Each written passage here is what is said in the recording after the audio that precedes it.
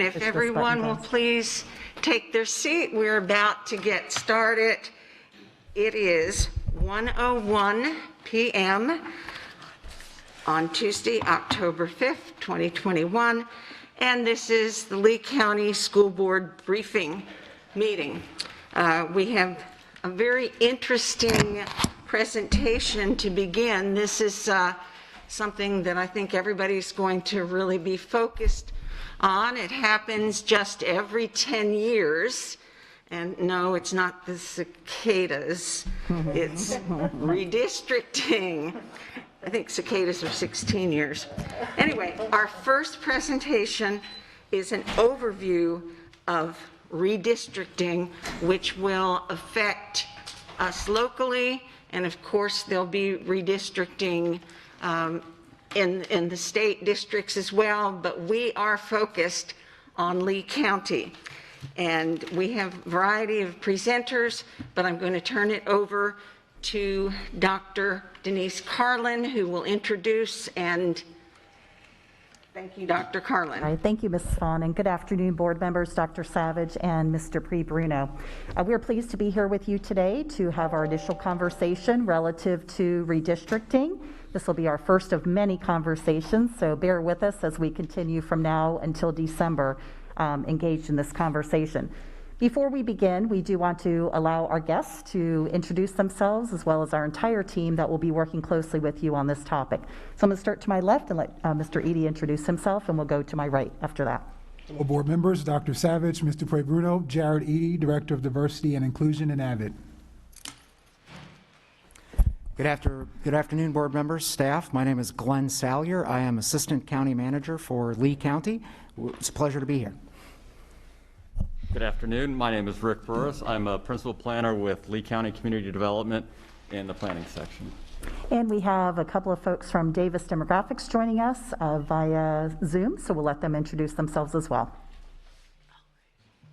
Hi again, this is David Keats with Davis Demographics, Senior Project Manager with Davis Demographics, and Chris Melendez will be joining us a little later. Hopefully you can hear me okay. And we've got you loud and clear, David, so thank you so much. So board members, thank you, David. So board members, today we have an agenda that we have displayed up on the screen for you. Since this is our first conversation, we will be engaging in an overview of redistricting along with our history of what we've done here in the district over the last 30 years. Davis Demographics is going to walk us through the 2020 census data so that you have that information as well. And then our county partners are here to talk with you about the 5 proposed maps that are out and about in the community. We will have a discussion around the timeline, and then we'll have a wrap up with board comments and questions. And that's where we have really reserved the majority of time for today's discussion.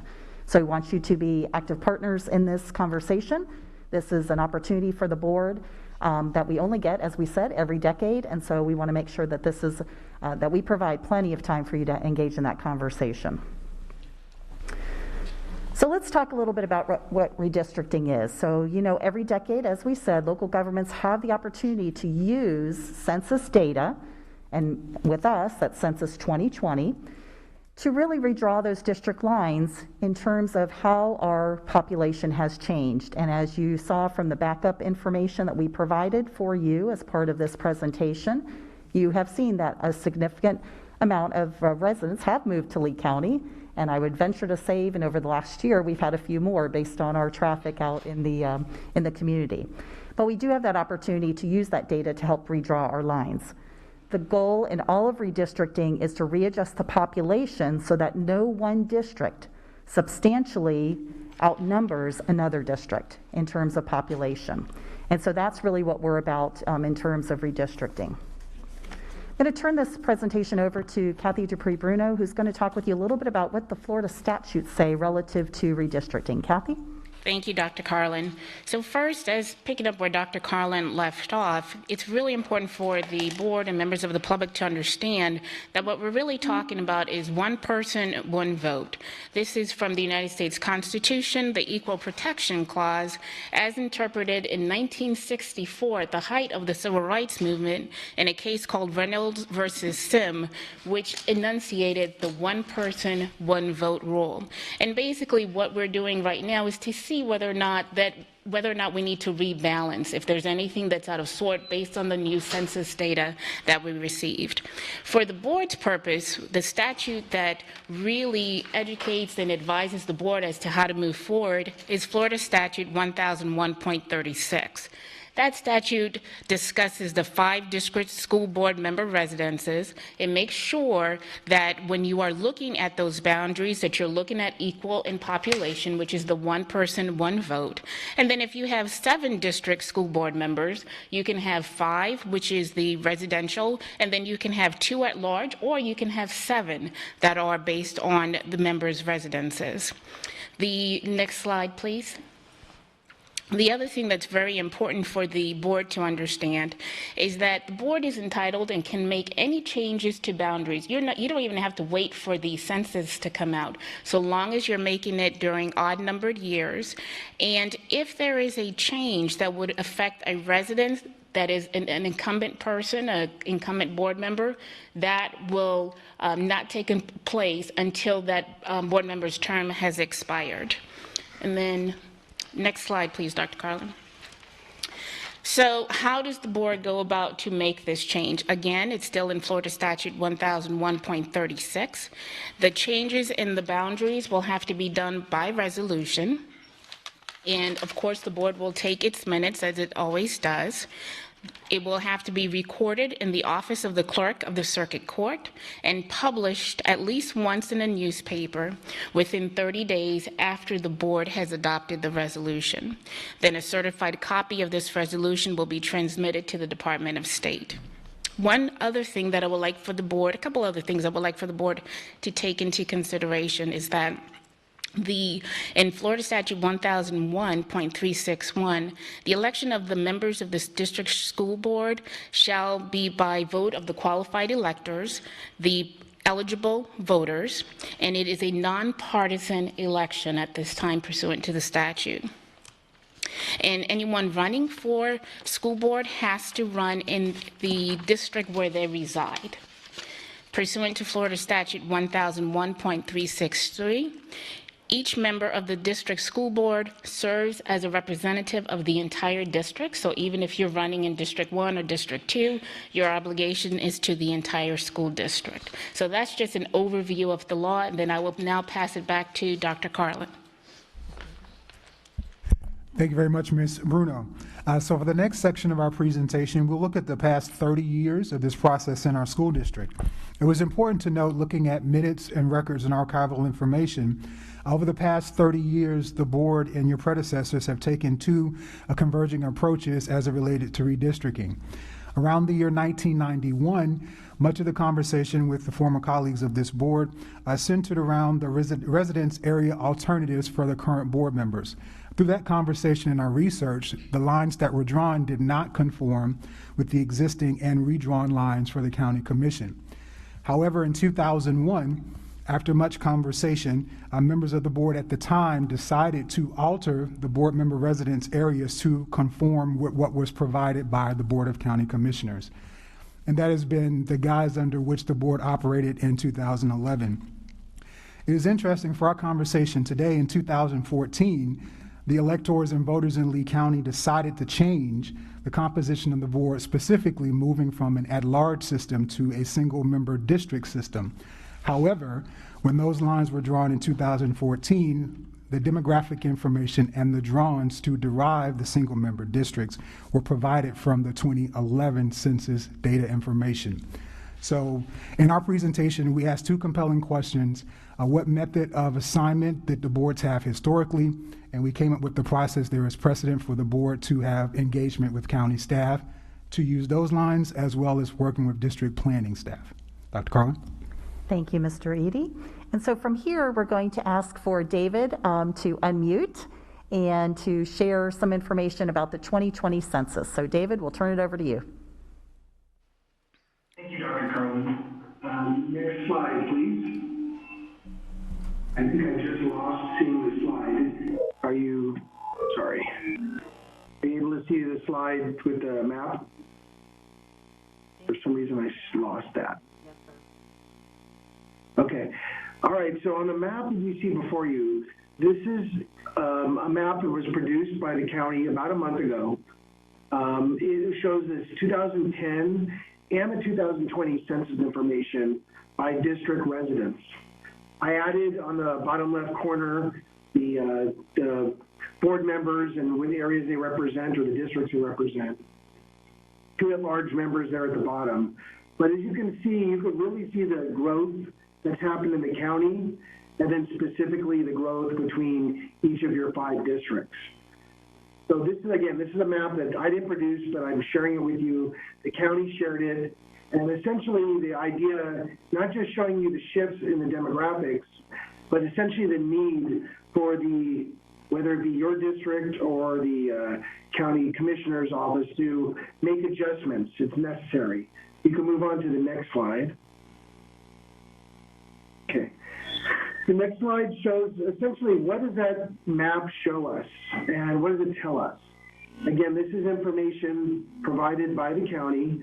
The target number in the upper left corner, the number is a little over 152,000. That's the average target. If you divided the entire population of the county in 2020 by 5, that's the number.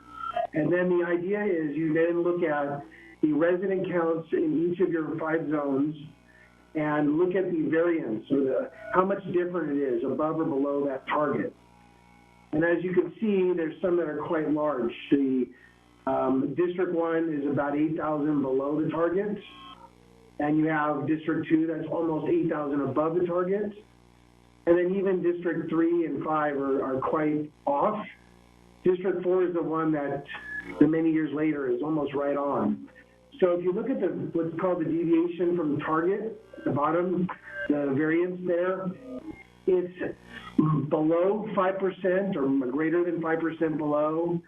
The District 2 you can see is above 5%.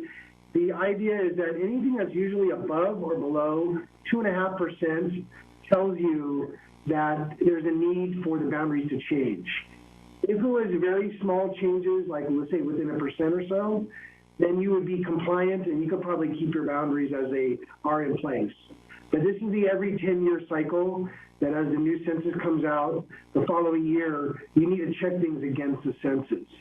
So these indicators here, with the arrows I'm pointing, the large differences is really the thing that triggers having to look at different scenarios. So if you look at the next slide, this also was provided by the county. This is your current information from the 2020 census by ethnicity and race. It also shows you the population counts in 2010. So you can see kind of the differences, what's happened in your districts in the last 10 years. This is more informational. This is not used to create the boundaries themselves, but it's more once the boundary or alternatives are out there, then we look at the race and ethnicity breakdowns for supplemental information. And this is all available. There's links there at the county site to be able to look at these numbers as well. So we do have a county representative there. I'll let them walk you through the alternatives. I was going to walk you through it if they were not able to make it. So I'd rather them explain some of their thought processes and answer your questions about the alternatives.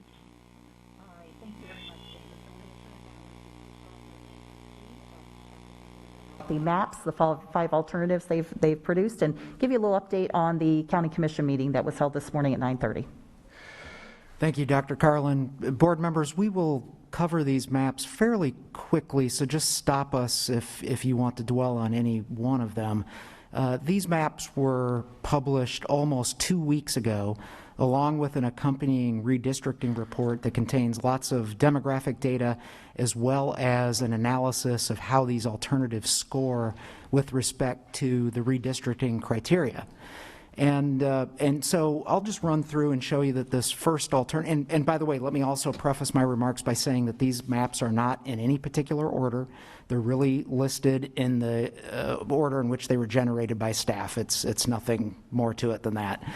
So alternative 1 turns out to be the most dramatic change of the 5 alternatives in terms of geographical area that would change. And you might be able to see down in the bottom right-hand corner there the amount of square mileage that would shift, if you will. And that square mileage accounts to 72,000 acres. And the big change that you see there is District 5 would extend south of State Road 82, actually all the way to the county border south of Corkscrew Road. The second alternative, and I'll wait for the map, and by the way, for your online presentation purposes or for your edification, these are the same maps. We've shown 2 views of each alternative. One contains racial and ethnic data.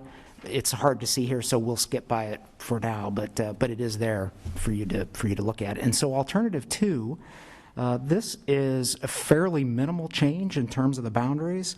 In fact, it's the second smallest change in terms of geography. Probably not a whole lot to say about it other than we've tried to mimic some physical features in the county where we can, just a little bit better, while equalizing our population across the 5 districts. Takes us to the third. The third alternative is the second largest change by way of square mileage. And I think the thing that we would want to note on this one is that in this configuration of District 2, there might be some implications for the school district in that you have 3 board members who would live in that district. I believe one of them is at large, but 2 of them would be district sensitive, so just note that. But some members of the public have suggested that keeping the city of Fort Myers whole and in a district south of the river could be desirable. This alternative would accomplish that.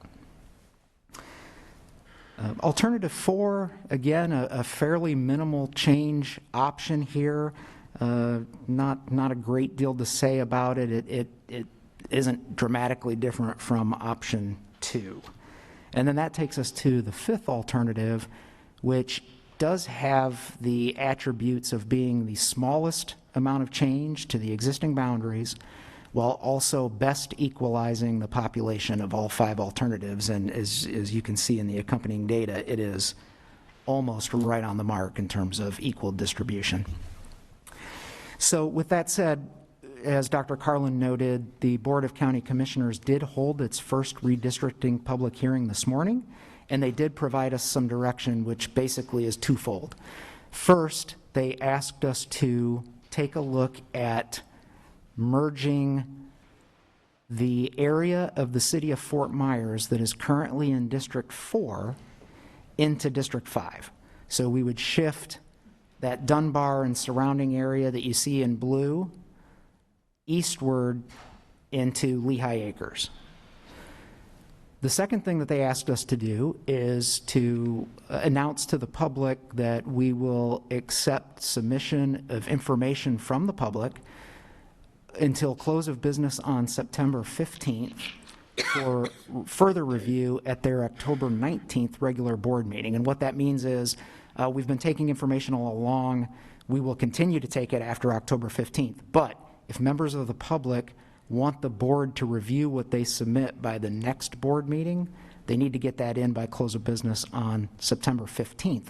What that will allow us to do then is go to our board again on the 19th, ask them which submissions and alternatives they really want to drill down on for their November 2nd public hearing, because according to our schedule, they need to identify an alternative at the end of that November 2nd hearing so that we can publish the maps and have them adopted then on November 16th.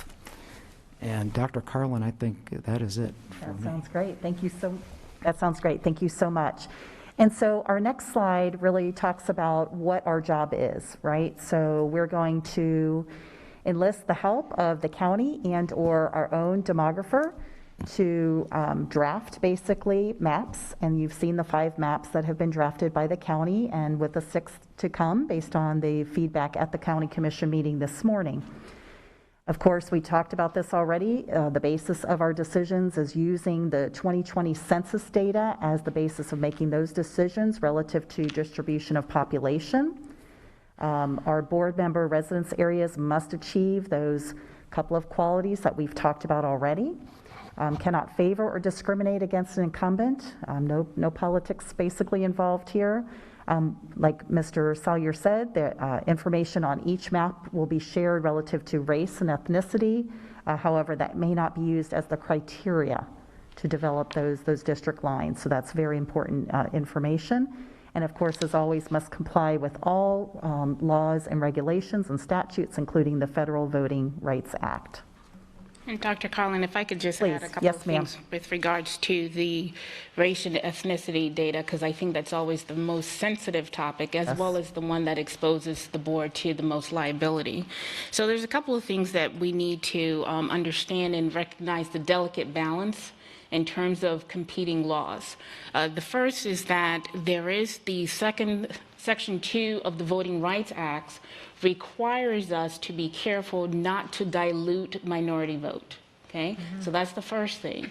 But then you have the Fifth Amendment, which talks about due process, as well as the 14th Amendment of the Constitution, which discusses equal protection, and you cannot use race to be able to make certain decisions. I'm making it very, very simple.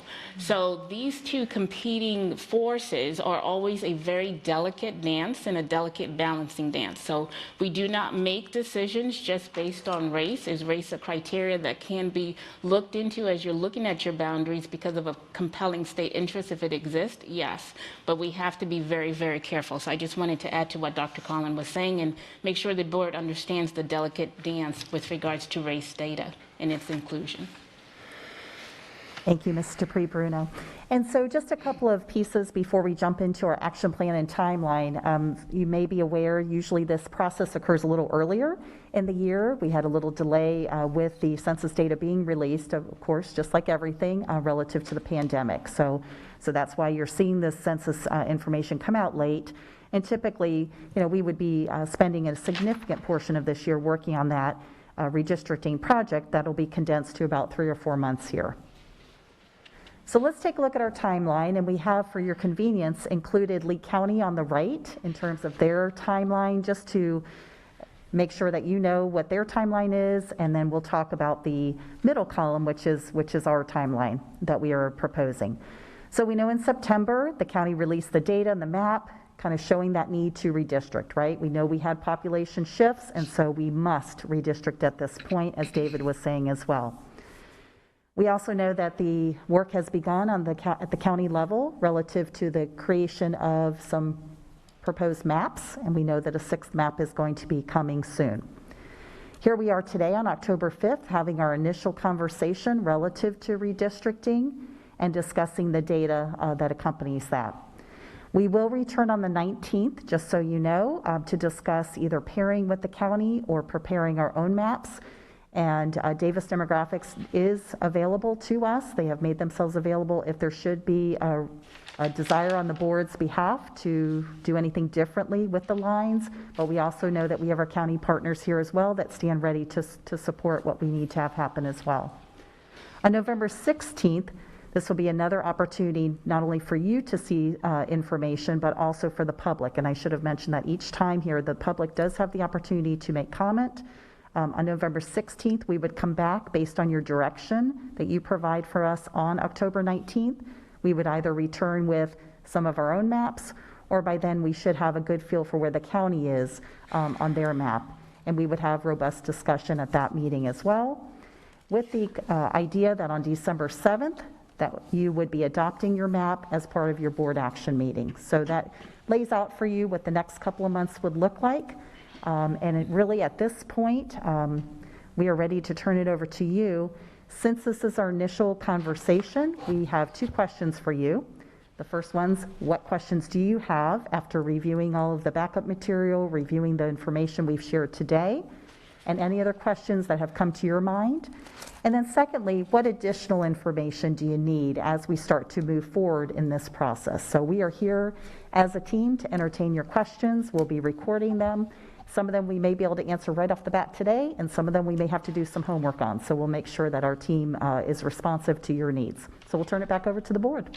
Okay, thank you so much, Dr. Carlin. Before we get started with questions and comments from the board,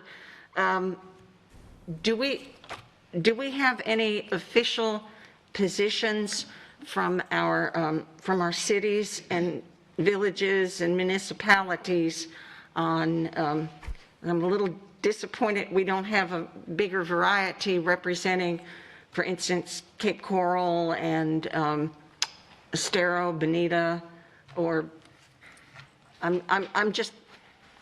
think it would be helpful to know what kind of positions, and also historically, how keeping entities together, for instance, all of Fort Myers together, or since Cape Coral is so spread out, at least most of Cape Coral together and that sort of thing. Do we have anybody that can add to that? I think it might help us with our... So Mr. Eady actually reached out to the cities. We did find out about their process, but we do not have information at this time. They may have since done some work, but right now what we know is that the city staff in Fort Myers has prepared the maps and population tracks per ward, but they are, continuing with their conversation at the city.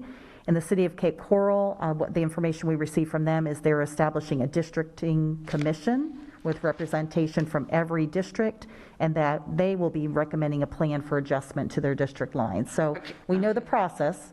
We just haven't seen much more beyond that, but we will continue to stay in touch with them as we move through this process together. I just thought maybe there was information out from our various entities. All right, here's what we're going to do. I'm excited about this. This is our agenda for today, besides, of course, our public comment.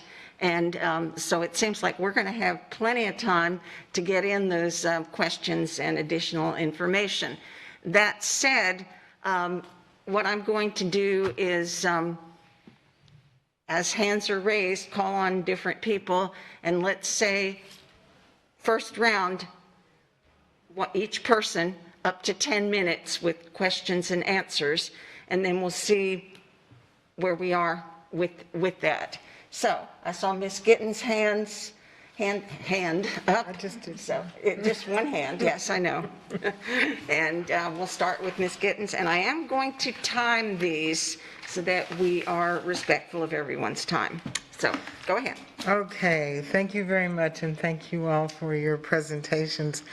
And I had mentioned at the last meeting that I went to the first county commission meeting about this, and I also attended the one this morning. And the question that has constantly loomed in my head is whether, and I had brought it up before, whether we want to look at our own districts or stay with, what the county commissioners have. And I think we need to really, really, really look at something I always say, which is current need as opposed to future growth.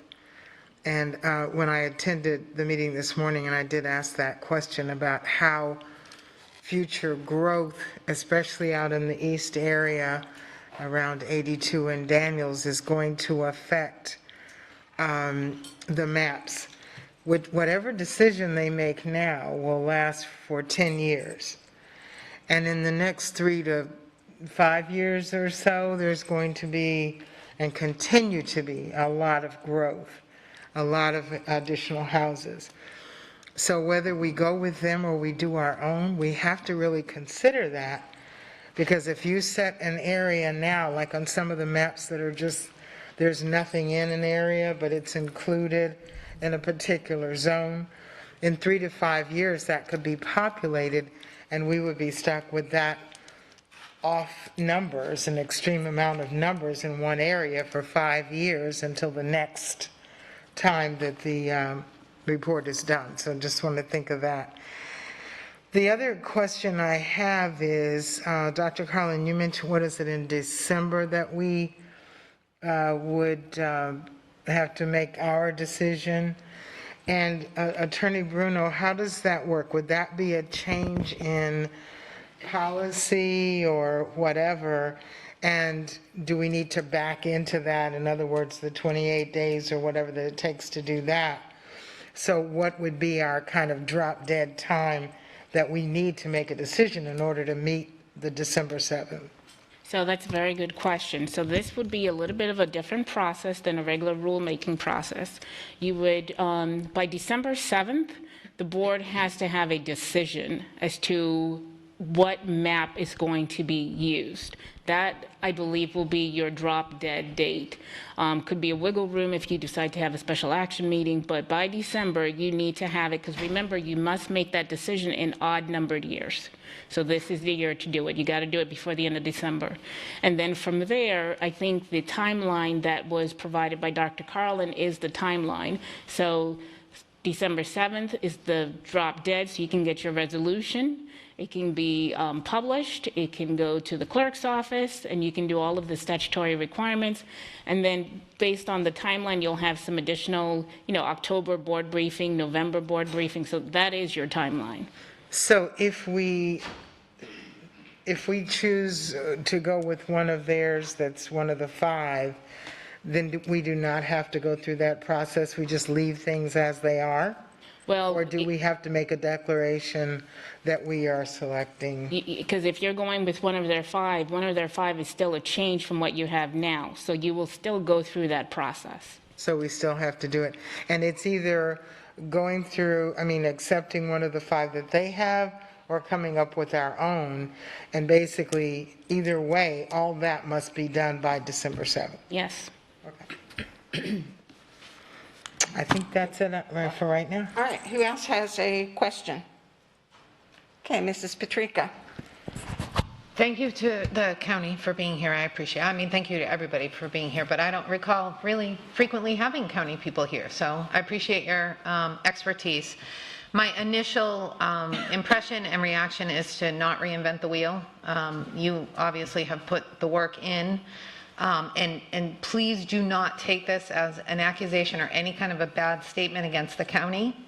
My concern or question is for Board Attorney Dupree Bruno. How do we ensure, if we were to adopt one of these maps, how do we ensure that we are appropriately walking that balance line between the Voting Act, the Fifth Amendment, and the 14th Amendment based on whatever map it is that we choose, should we go down that road?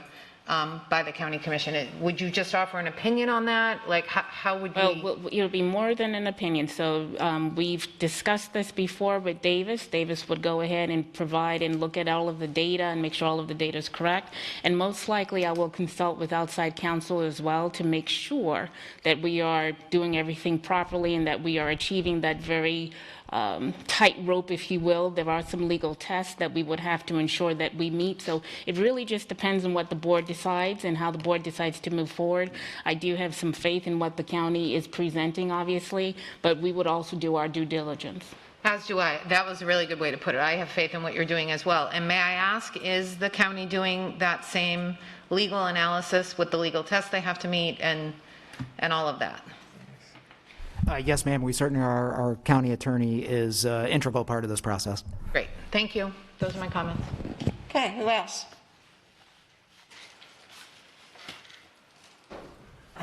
Seriously? Okay, Ms. Gittens. Can I just add one thing kind of on that question? In the conversations at the county commission office, one of the things they talked about with the maps is going through and making sure they had done the litmus test on each one for numbers and for legality and dotting all the I's and crossing the T's. And they did mention that this morning because it came up about map number 6 possibly coming in. but what they were going to do with that one is to put it through the litmus test as well before they were presenting it to everyone. So I guess if we were looking to take one of their 5 or 6 as it may come up, our work should be fairly simple because they will have done all of that legality prior to even putting it out there. Okay, other comments? Okay, well, I do have a couple questions, and it kind of... I think, excuse me, Madam Chair, I think that Ms. Giovanelli had her hand up. I'm sorry, I didn't see your hand. Yeah, and did you have your hand up too? Okay. You go first. And I'm just going to be real quick for the moment. For us, I feel like that we need to talk to, like, EDAC, we need to, it's like in our timeline, EDAC and the NAACP, other, interest groups that would have input, to have community input as well, not just who comes and speaks input. You know what I mean? So I don't know how we would do that. I am more curious of what happened in the meeting this morning, and I didn't attend it. So if, where is the Board of County Commission leaning? Because that would probably, I think, affect some of our decisions in this process. So that's the couple things that I had. And the other one question I had regarding the growth here that some is negative, is that the growth presently or what they anticipated and then we didn't meet? I wasn't sure about the chart exactly. Or is that the anticipated growth for the next 10 years? Answer that one? Yeah, we're going to answer that. Go ahead, please. All right, I beg your pardon, are you asking about alternatives based on where we think future Targets, growth will occur? exactly. Yeah, the targeted growth. Is that the Certainly. present or what we're anticipating? It would be anticipated future growth, and that is one of the redistricting criteria. That said, because it's a challenge to know exactly how that's going to happen, it probably receives a little less weight than some of the other criteria. And that and the fact that we can redistrict in any odd-numbered year. So if things really got out of whack, we could always go back and take another crack at it. Great, thank you. I think this information is important. To answer your question about EDAC, I think Mr. Eady can address that since he's our staff liaison. Yes, ma'am. The EDAC chair and our board liaison in their monthly planning for the upcoming balance of the agendas for the committee have built in time for this to be presented whatever direction the board goes for November. So the meeting will occur prior to the deadline that's required for the board to make their decision via resolution. So, Ms. Giovanelli, the month of November is being held for whatever the board's direction would be. Great, thank you. Yes, ma'am. And we had some additional... Okay, go ahead. We also had some additional information from the county. Sure, They go want to ahead. follow up on the previous question. Yeah, thank you. And Mr. Burris just indicated to me that you're probably talking about this chart with your question. Is that? Yes, it was. Okay, very good. So this question shows how far off we are from the target equalization. So you need 152,100, do you remember the number? 164. 164. And this will tell you exactly how close or how far you are away from that mark. Do you want to add anything to that? That's basically what the current district population is. Like on District 1, it's 144,126, which is 8,000 away from the target. So yes, so this is the present target. Like this is what, This is the present population versus the target that we need to hit. Does that make sense? yes, thank you. You're welcome. Okay, and it is, to clarify, this is real census data. This is not Yes, ma'am. This is anticipated growth. I this just is the wanted data to... that was just released by the Census Bureau. Right, I just wanted to clarify that due to the prior confusion about what we were looking at. Okay, I'll get to you in 1 second. Who else? It had to do with with one of her questions is what I was saying. Her first question was about go which one ahead. they were leaning to. And the county commission did not indicate any leaning towards any particular one at this time, and especially because they're potentially adding another one to it. So it's all open right now. Mrs. Fisher, did I see? No, that answered my question. That answered your question as well. Okay, Ms. Jordan, you haven't. I do have a question Okay, because earlier when Ms. Giovanelli asked the question regarding growth, this does not have the growth in there. This is just census, period, correct? That is correct. So when they're doing this, they're doing it as how we are today, not that there's a couple thousand new condos on West First Street is not included in here, or all the growth that's coming up. So none of that is in these numbers. You are correct. Okay. Ms. Morgan. Well, I wasn't going to ask a question, but now I will. So you've used racial demographics. Did you do economic? We have not used economic data. That's actually not amongst our redistricting criteria. Okay, thank you. Okay, anybody else at this point? Okay, the thing that I wanted to ask and to be sure about, even though we're talking about pairing with the county commission, as our voting goes right now, our 5 at-large districts vote very differently from the way the county commissioners are elected. Okay, so that I know makes it, especially for incumbents or those who are wanting to run, that makes it a little heavier because we are single-member districts. That's the correct terminology, is it not? Okay. At this point, I guess it's off the table. I mean, I don't know what could be on the table, but in 2014, there was a major change with the school board with the addition of the at-large. Now, I don't remember, but at that time, were we voting, was it the same as the county commission? That's what I think it was. Yes. Right? So we've had some really, within the past 7 years, we've had some real changes. And so my point is, whereas back in 2010, that census, we were pretty much in line with the county commission, we're not really in line with them anymore because of our 2 at-large and because we are single-member districts.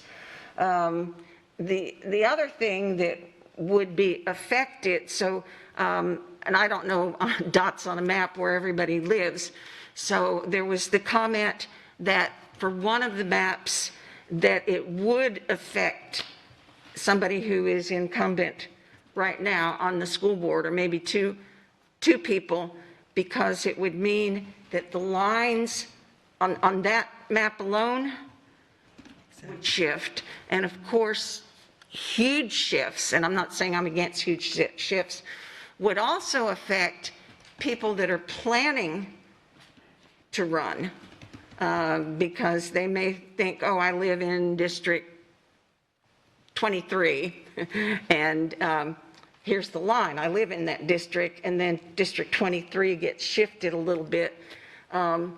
So can you address that? What would happen to, and actually the law says that it should not affect. So does that for us completely, for our consideration, wipe out that map, that particular map? Well, let me explain, Mr. Ms. Vaughn. So let's say that you decide to approve that one map that does have the issue in it. The incumbent in that position now would continue on until that person's term is ended. And then when that person's term is ended, then the new maps and however that is designated, you would follow that. Okay. All right, so if that person if she was in the middle of her term, it wouldn't. It would not But affect. if it were, and I don't even remember what district it was that was discussed, if the person were up for reelection, then that would make, Yes, because that would be a new term. then that would make the difference. Okay, so I'm just putting all of this out there because we do have some very, very, and I'm not saying I'm against following what the commissioners are doing, but we have some very, very different issues from the county commissioners. And secondly, this is really the first time it was addressed in 2014 before I was on the board, but the first time that we are actually dealing with a new census and keeping what we have. So I guess that would be another thing. I don't know if the board has any appetite for going to 7 single-member districts, or I'm just saying. I mean, that's always a possibility. Ms. Gittens. Well, you know, as I look at this, unless we as a board decide to do something on our own, then we are pretty much at the mercy of a decision made by the county commission, because when they make their decision, we will be doing, they will have made the decision. And I think we really need to look at where we stand and what possibilities there are. And in doing so, I think we need to do some research into other districts that are separate, that do not follow their county commission, and to see how they're set up and how, because I do know that there are some that do have their own districts. They don't just follow what the county commission says. I want to clarify that. That's not true, is it? We are not at the mercy. No. Well, I don't mean it in a negative. What I mean is, we're not obligated to follow what they do. No, but I'm saying if we don't decide to look at our own districts and we just decide we will just go with the county commission, then that leaves us to do whatever they decide we must follow. And what I'm suggesting is that we take a look. Maybe it's time for us to take a look at our districts and to see, is there something we need to do? And then as a part of the process, we may end up coming back to, yeah, we'll do whichever one that they say. But I just think we need to do and look into some of the districts, school districts that do it a different way and see, where we stand, what our options are. Okay, it looks like we have 3 hands on this one. Ms. Jordan, Ms. Patrica, and then Ms. Morgan. Okay, I was just going to say, I know that, and I believe that was map 3 that they were speaking of, because that takes the whole entire, from the river on this side versus crossing the river, so that would be 4 and 2. So that's where I believe you were speaking on. And then I believe, well, and we don't see 6, but I believe 6 then would take, because they were, people were speaking of Fort Myers, but I believe that 6, which is not done, would be Fort Myers to Lehigh. Like a. That's essentially correct. If you could go to the current district map.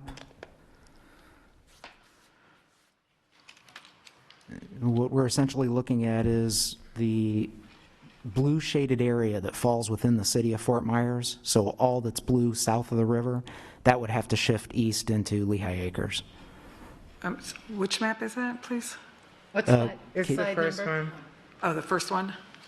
Yeah, this is the current district map. This is how it exists today. And if you see District 4, it's the light blue shaded area. Correct. Now it's on the area that's south of the Caloosahatchee River. Yes. That's the part that we're talking about would shift east to Lehigh Acres. So that, all that blue on the river, off the river, would go to the orange. Right. Yeah, yes, ma'am. That's roughly exactly what we're talking about. Did you have anything further? Yeah. Because that area, though, just that little piece of area in Fort Myers is really concentrated with population, so that would really boost up regardless of where you go, it's going to boost those numbers up. Dramatically. Lehigh Acres is almost 100,000 people. The city of Fort Myers total is just over 90,000. We're talking about a subset of that, but it's still a substantial number, so this would alter the overall maps dramatically. Okay, that's what I was thinking. Okay, thank you. Okay, Mrs. Patrica? So may I ask, what was the timeline for you? How long has it taken you to get to this point with these maps? I'm going to ask Mr. Burris to walk you through when we got the census data, and that'll really give you the time frame. So the census data became available August 16th, and we downloaded it that day, and basically starting that day, we've been working and first analyzing the current commission districts to see what the populations were within them, and then we started working on the different alternatives. And so it's been a month and a half that we've been working on it so far. Have you hired a consultant, or has this been inside work? It's been inside work. Okay, so as we talk about a timeline and the potential for coming up with our own maps, I don't know that we have 6 weeks, and I also don't know that we have the expertise on staff to do this without hiring a consultant from the outside. So we would, so Davis is the person, the group that would be assisting with that. Okay, but we're still probably looking at a 6-week timeframe, if that's... Well, one of the reasons that Davis would be helping is because they're already looking because of the proximity plan. Okay. So that's why they thought that this would be something that they could tack on and move forward relatively quickly. Okay, so Patrica, just a clarification, if I could also, just to let you know that the clarification came from the county that the maps were published 2 weeks ago. So it would really be about a month. Is that what I'm understanding? Okay, thank you. Okay, so I would just like us to consider that as we look at this. If we're looking at a month and a couple of weeks for public comment, we're getting tight. We're getting really, really tight if we've got to have this approved by December 7th. So I just throw that out for consideration. Okay, Ms. Morgan? So as I look at it, alternatives 1, 2, 4, and 5 are essentially the same in terms of demographic distribution. The big difference between those and is between those and number 3. And I assume the same difference will occur with the number 6 when it's created.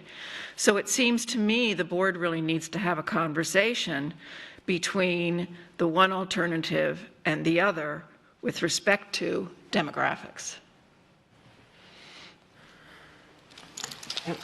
That's my comment.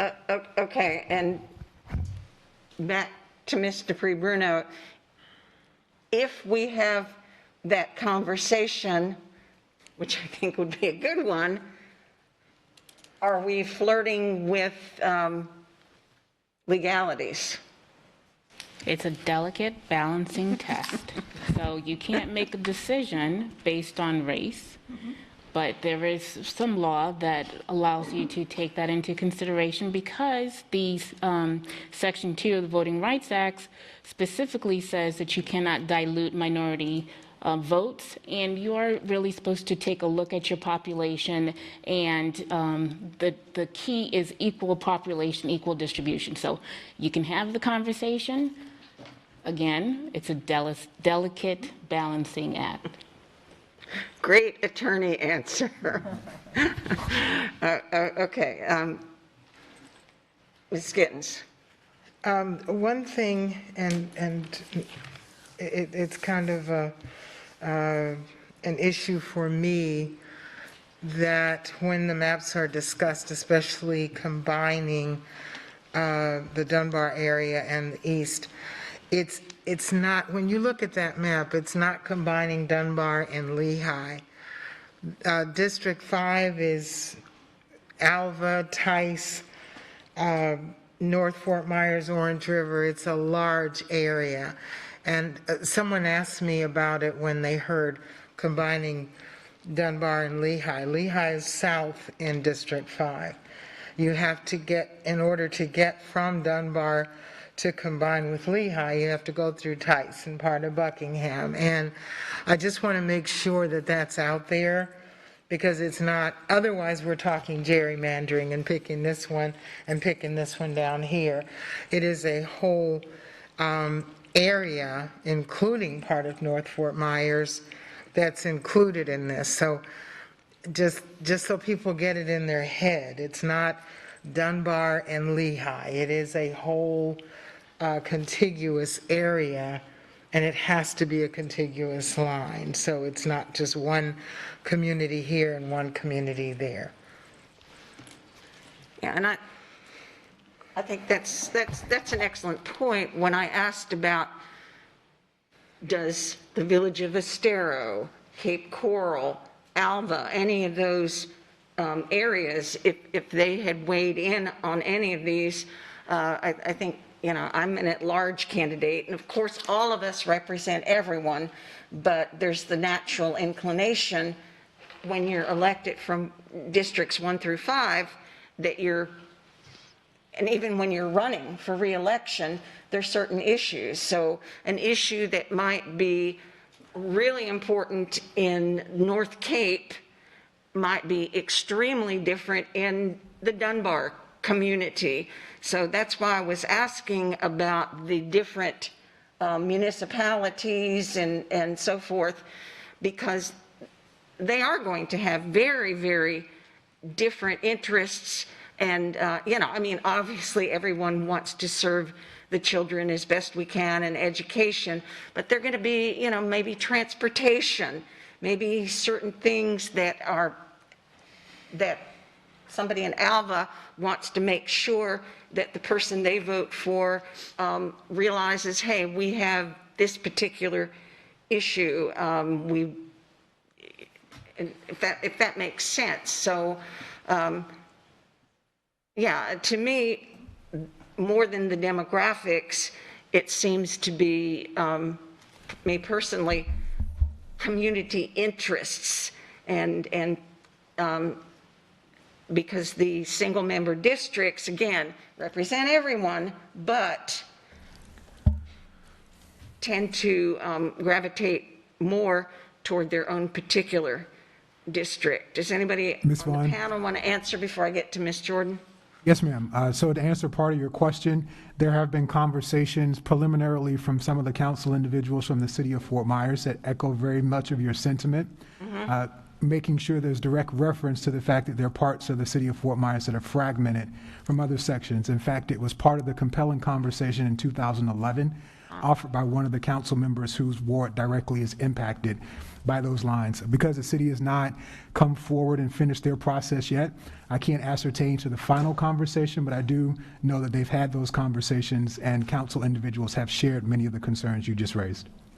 Yeah, and it even goes down to, we have partnerships all over the county, and it even gets down to partnerships with law enforcement and elected officials in the different areas.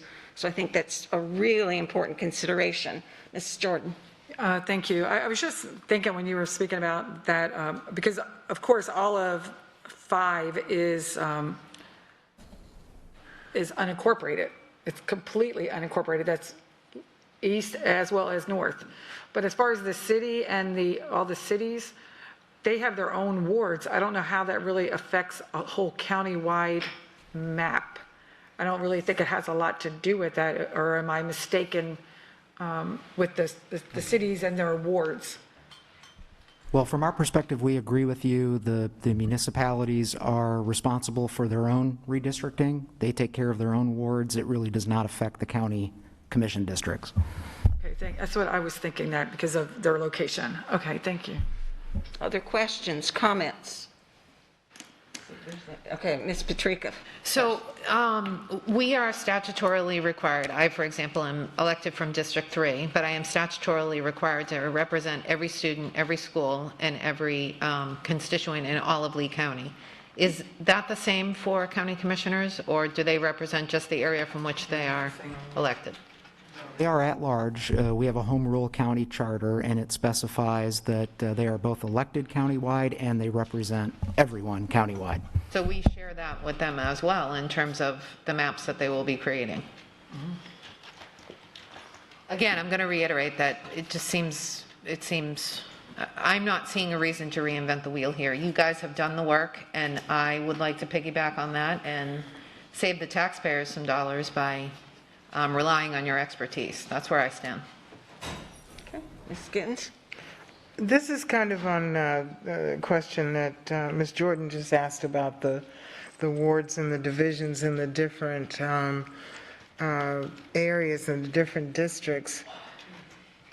That's the unique thing about District 5 is that it is unincorporated and there are no wards as far as, representation in that way. So they have school board, they have county commission, and that's it. How does this affect areas that are unincorporated? Mentioned communities of interest earlier. That is a term of art in redistricting. The way that we're thinking about that is trying to maintain neighborhood cohesiveness wherever we can. And so I think perhaps that's the best analogy I can draw to sensitivity to city wards. You're correct, we don't have them, but we do have neighborhoods. We do need to try to keep them whole wherever we can. Has there been any, since you've had the maps out and had the discussion started about redistricting, has there been discussions, it's kind of twofold, have there been discussions from some of these areas that are unincorporated about their desires?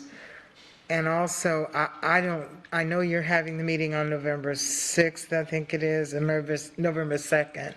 That's an open to everybody.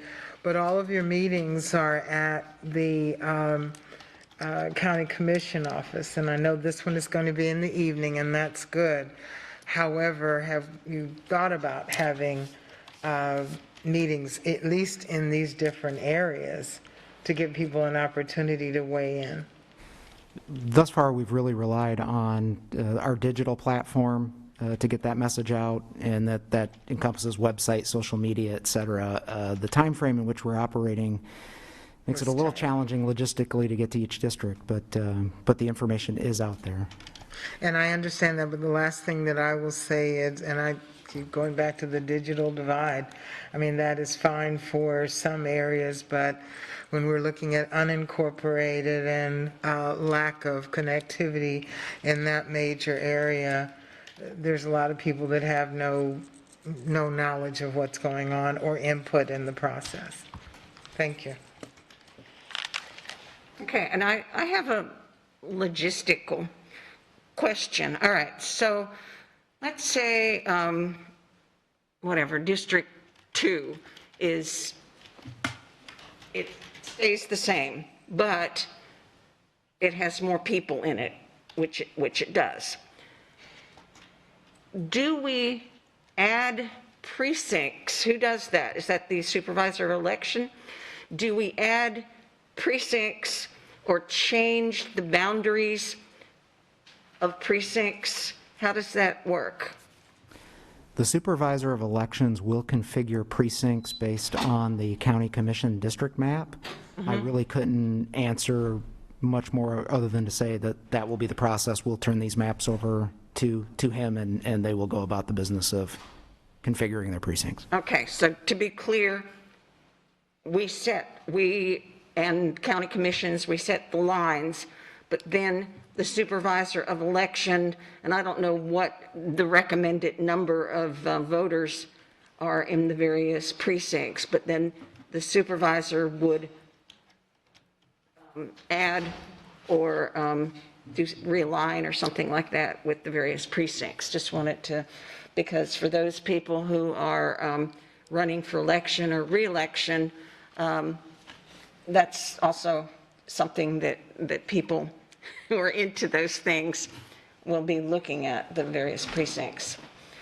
Okay, let me see if there's, Ms. Fisher, you hadn't said anything much. Do you have comments, questions? No, I'm really just listening. I think this is a really good comprehensive plan, and I know that historically it has been convenient for a number of reasons for us to stay in sync with the county commission.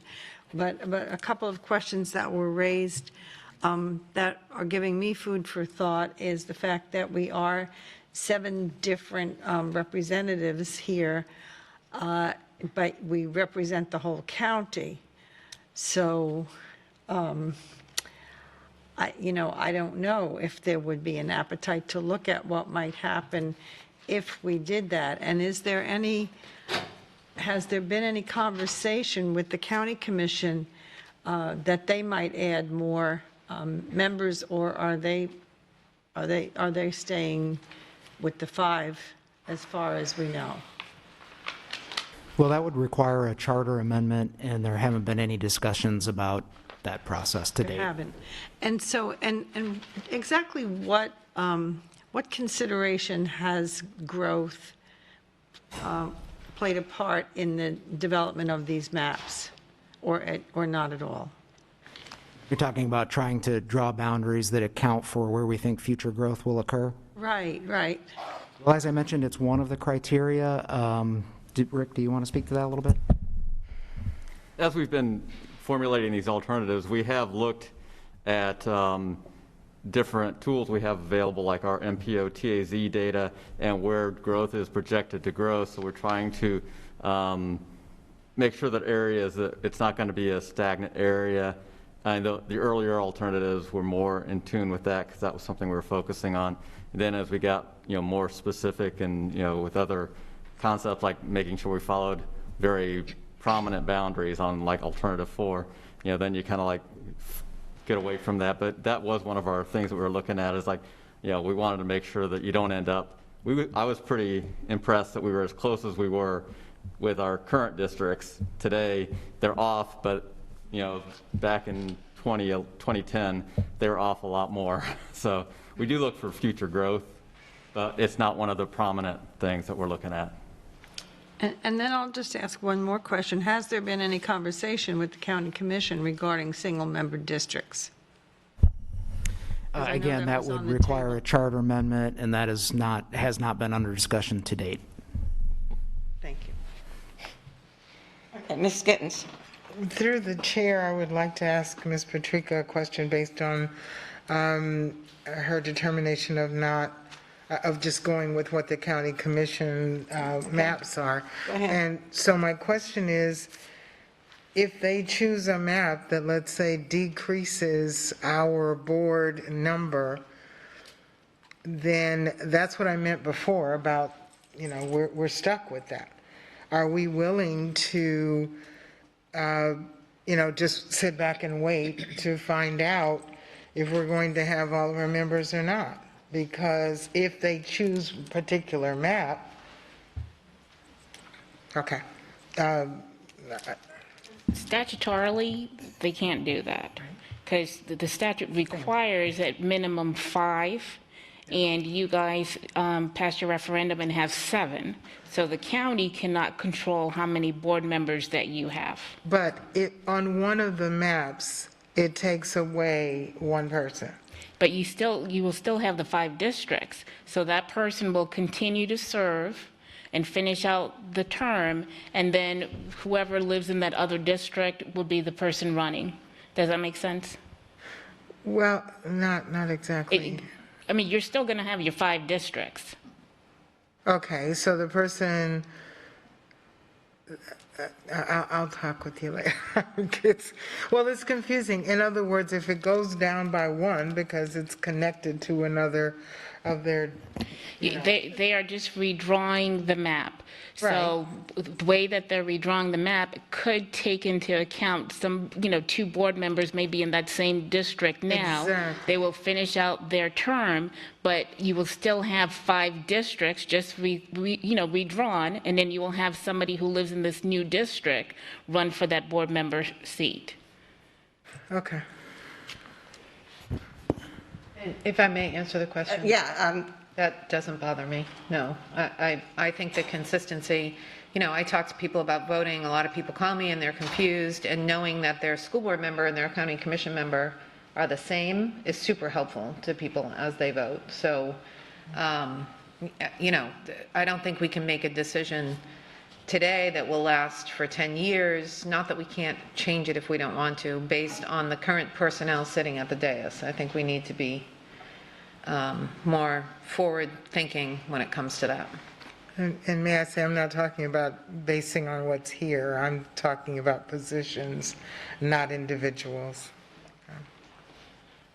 Okay, we've had lots of questions and comments. Anything else that the board wants to bring up? Yes, Ms. Jordan. I would just have to agree with what Ms. Patrica stated regarding, I think people do relate us to a certain commissioner, fortunate or unfortunate, but they do. So if they know, they're like, okay, well, Debbie's in 4, that's Brian. So they automatically like put us together on, it used to be Manning and Fisher, whoever that person is or whatever that looks like, they would put that together. Wayne. Yeah, Wayne now. But I'm saying, it used to be Manning. Yes. So I do believe that, but I would still like to see the 6th map as well. And I understand what you were saying too, Ms. Gibbs. And the 6th map, if I may answer Go ahead, that. finish it. Yeah. It was, when it was discussed this morning, it was the one I think that NAACP had talked about, which was the one combining the Dunbar area and the East South. And may I add, we were just conferring over here, we do believe that we will have the 6th map by our October 19th meeting, so our next conversation with you, we would be happy to bring that forward. Okay, anybody else from the dais, comments or questions? Okay, yeah. Just thank you. Thank you. Yeah, this was really. So I think all of us, thank you to all of you. This is going to be something that, we have several things on our plate that are time sensitive, and so we have this also that we really, really need to keep an eye on, including those county commissioner meetings, et cetera. So from the group sitting there, any closing comments? Anything else that we haven't asked or you wanted to say? From my standpoint, I would just say we're pleased to be here. Thank you for the opportunity, and as your board requires additional information, we'll certainly work through Dr. Savage and Denise to get that to you. Yep, and just from our team, thank you so much for engaging this insightful conversation, allowing us to have our county partners with us. We wanted to make sure you had the most accurate information. That's very important to us. So we will be back as promised on October 19th, really to have a deeper dive conversation relative to the maps. We will have map 6 absolutely with us, so you'll have that well in advance, and also we'll be looking for some additional direction, pairing with the county or moving to prepare our own map. We will also share with you if there is a desire by the board. Davis Demographics, like we said, does stand ready to assist us, and of course we would bring forward the accompanying contract relative to that as well. So, yes, ma'am. From a timeline perspective, Dr. Carlin, would you not need that direction from the board today to create our own maps? Because if we wait until the 19th, then we're looking at a month to create the maps, a couple weeks for public comment, and then we're at or beyond December 7th. Yep, so I would think that would be direction you would need today. Yes, thank you for that. And we have had that conversation with Davis Demographics relative to that. We did ask that question in anticipation of that question. They do feel like if we did receive the direction on October 19th, that they could, in good conscience, bring forward some proposals. Okay. So they do feel like they would have about a month. They would get started, obviously, immediately with that work, but they do feel comfortable, and we did ask that of them, and they agreed. So just so you know, thank you. Okay, Ms. Chairman. For me, I would hesitate to do anything until we see map 6. I mean, I just don't think that we engage in, map 6 is, I was excited about this presentation. I still am, and it's going to evolve. I can see that. So I'm going to be on biting my fingernails until I see map 6 because it's exciting. So thank you. Anybody else? Yes. I would just like to say thank you as well to our historian. Thank you, Mr. Eady, for always sharing and keeping us up to date. Appreciate you. Yes, ma'am. Thank you very much. It's our pleasure. Okay, have a good afternoon. So, and thank you from all of us. Okay, this may be a time-setting miracle for this briefing. We will see, but we are actually 15 minutes ahead of time, and I think I'm very thankful that 30 minutes was allowed on this rather than just an hour, because it enabled us to get all of our questions out and give us a lot of food for thought. Okay, so this takes us to public comment. And Attorney Dupree Bruno, would you please read the information on public comment? Thank you, Madam Chair. School board policy provides the opportunity at this point in the meeting to address the board concerning any matter from this meeting's agenda. If you completed a card, please make sure that it's been provided to staff. If you need a card, they're located in the back. The rules concerning public comment are posted, and comments will be made from the central microphone in the back of the room. Please be advised that the board does not respond during public comment to remarks made by speakers. At the end of the public comment period, the board vice chair, Ms. Vaughn, will address concerns or the assignment of any concerns or requests to the superintendent. Madam Chair, we have 5 individuals for public comment. Okay, is there anyone who wishes to speak who did not have the opportunity to fill out a blue card? Anybody else? Okay, so Attorney Dupree Bruno, if you would call our first speaker, please. Thank you. Will the following individuals please line up? Denise Nystrom, Kathy Kidzas, Mike Love, James Miwakio, Tara Jenner. Please remember to stay on the opposite side of the stanchion so there are no speakers behind the actual person speaking. Thank you.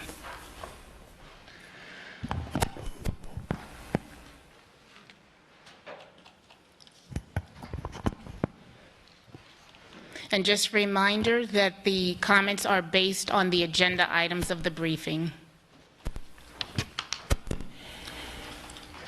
Good afternoon, Denise Nystrom. I'm not using anybody's name inappropriately. First of all, if you could please put your nameplates out. They're missing, and we have new people in the audience, so they don't know who you are. I did bring that to somebody's attention. Why would one state aloud that county members are not usually here in order to ask the school attorney a question? There was a comment made, and I am actually looking for clarification. So since Ms. Patrica made a comment about the Fifth Amendment with regard to redistricting, I would really, really like to know what those two things have in common. That's it. Thank you.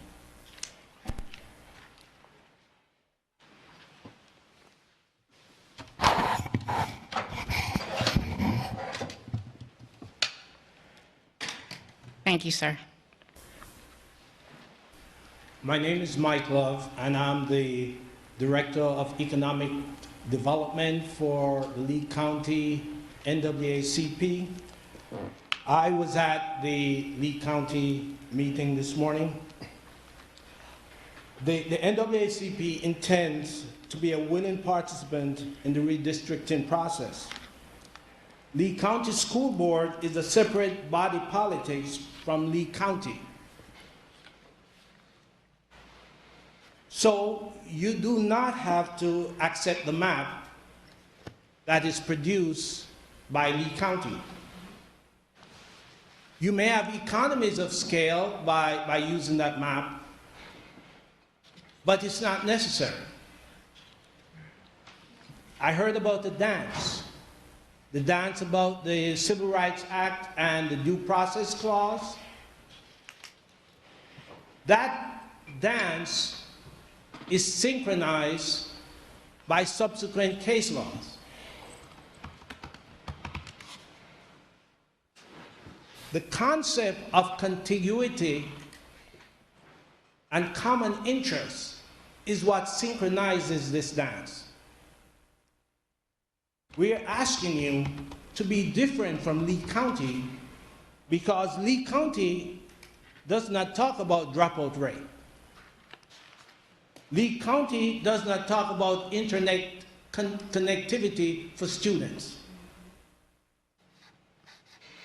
Transportation to and from school. They might talk about sidewalk, but they don't talk about your students who walk in the grass are in water up to their knees getting home, are getting to the bus. So the NAACP is asking you to look at the maps separately. I was glad this morning when Commissioner Hammond said, we will have that 6th map. And that 6th map is because of the NAACP. We are willing to participate with you. Thank you.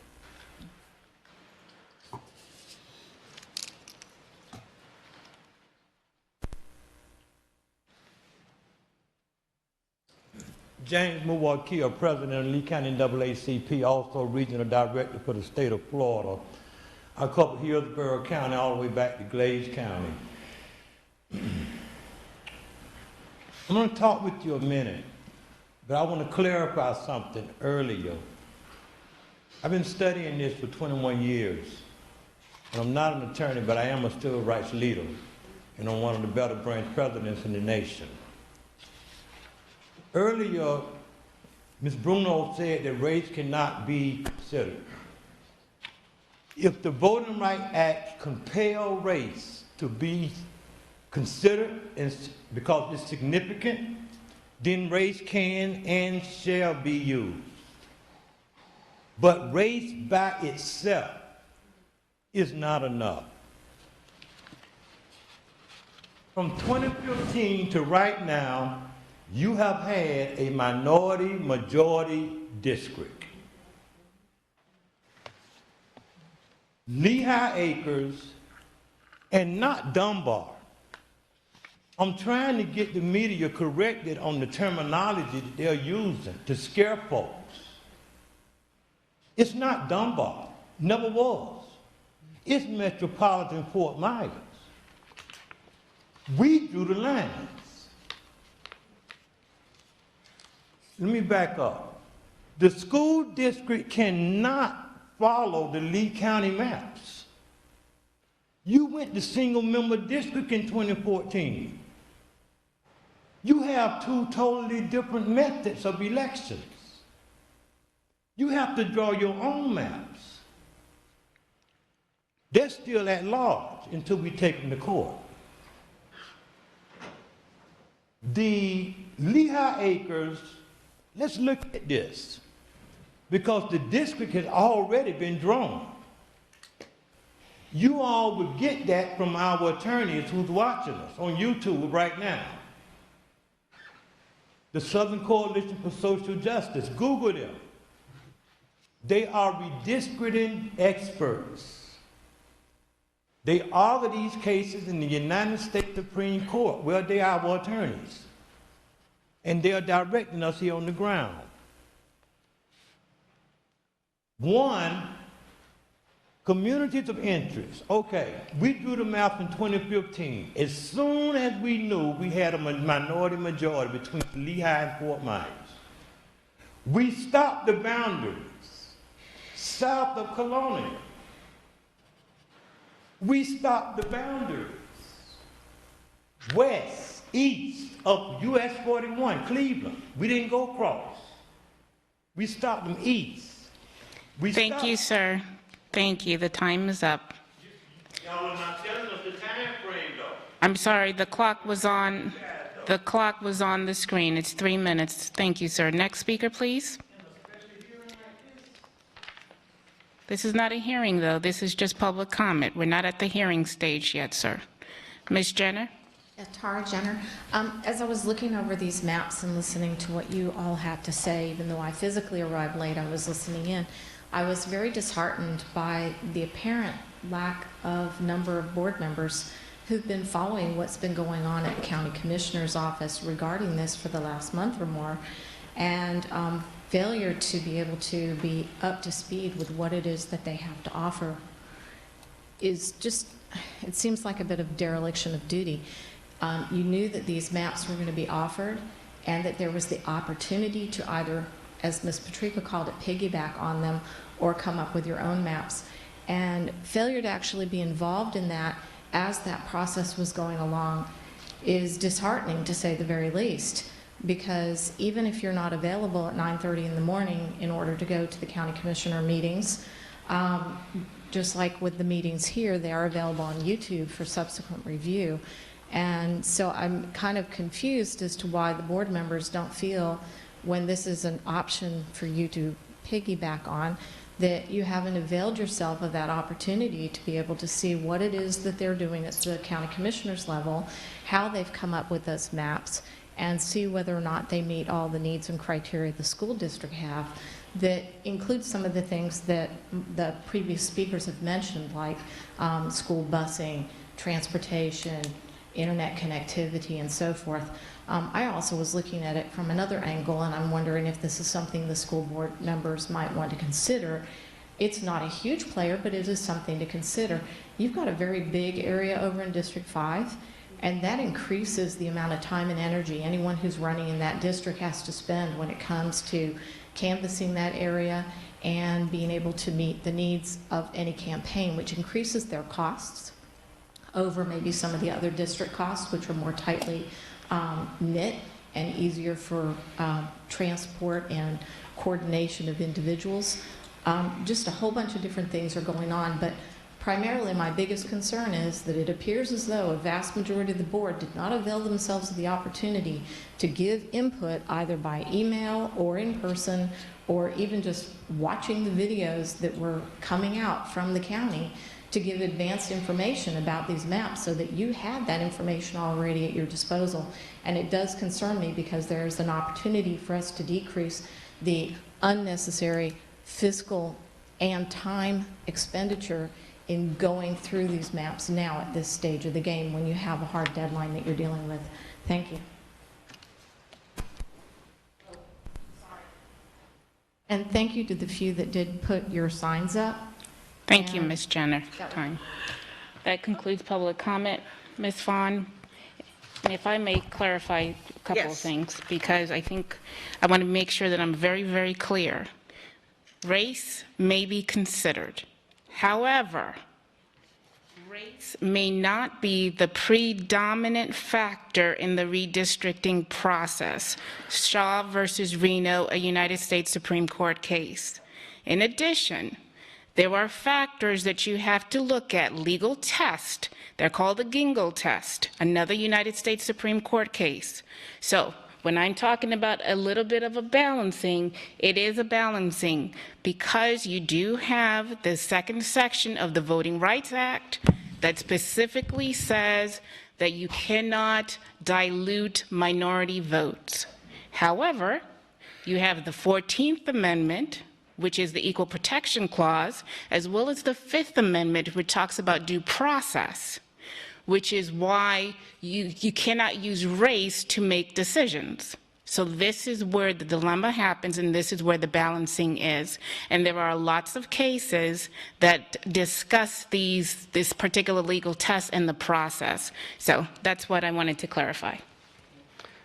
Okay, and I'm really glad that you did, because that actually is one of the few things I had in my notes to clarify. But since you're speaking on that, and this kind of goes to a little bit of clarification as well with what the speakers were saying, the term communities of interest, I would assume, would be different, that it could possibly include as a community of interest ethnicities, racial, that sort of thing, but it would also include geographic features and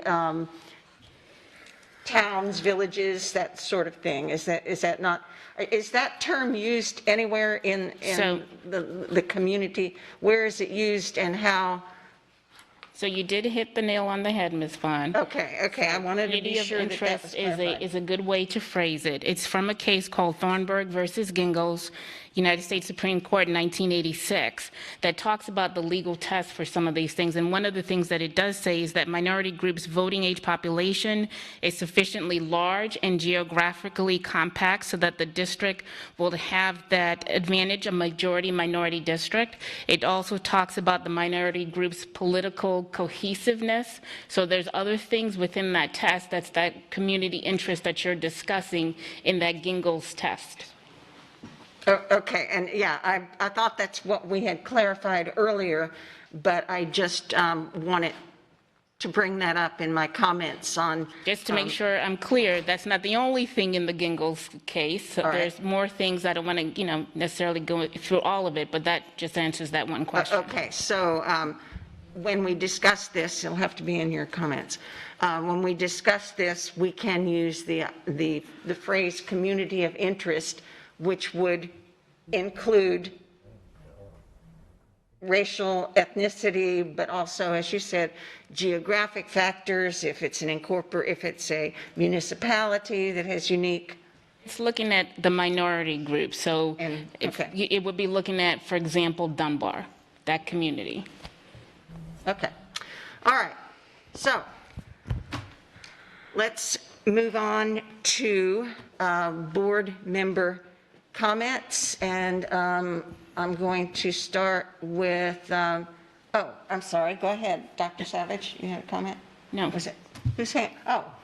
May we have like a 5-minute? Sometimes looking through a sea of these acrylic things kind of. May we have a 5-minute recess before board member comments? Sure, absolutely. Let's do a 5-minute recess, and then we'll come back for the comments.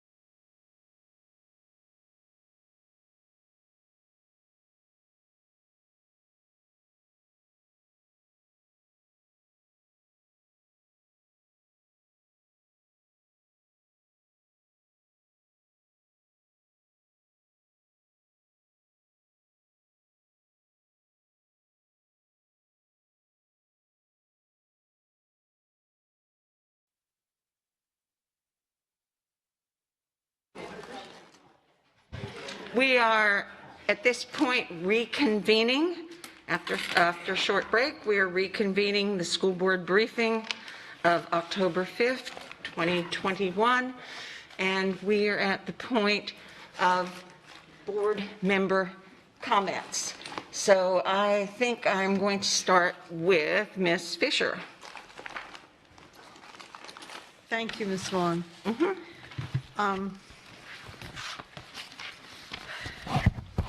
I think the main thing that I would like to do at this time is to reserve some of my comments for later after the action meeting, but I do want to ask the board, I attended the School Health Advisory meeting. We talked about our legislative priorities, and the School Health Advisory Committee has sent letters from the Advisory Committee, Lee Health, and some of the other entities who are members of that committee, supporting our comprehensive health education ask. And so I had sent the letter from the School Health Advisory and my cover letter to all of you. And I just wanted to see if you guys are okay with me going ahead and sending it to our legislative delegation.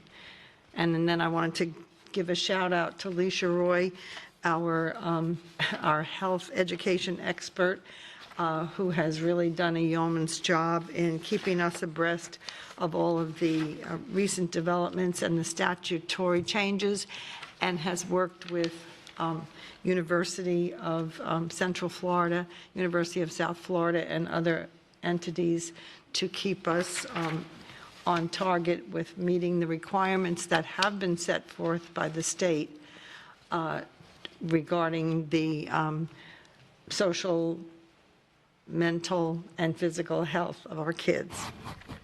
Oh, okay, would you please repeat what it is exactly that you're wanting? Yes, I would like some approval from the board to send the letter from myself and Shaq and the other letters that have come to us in support to our legislative delegation regarding the comprehensive health education.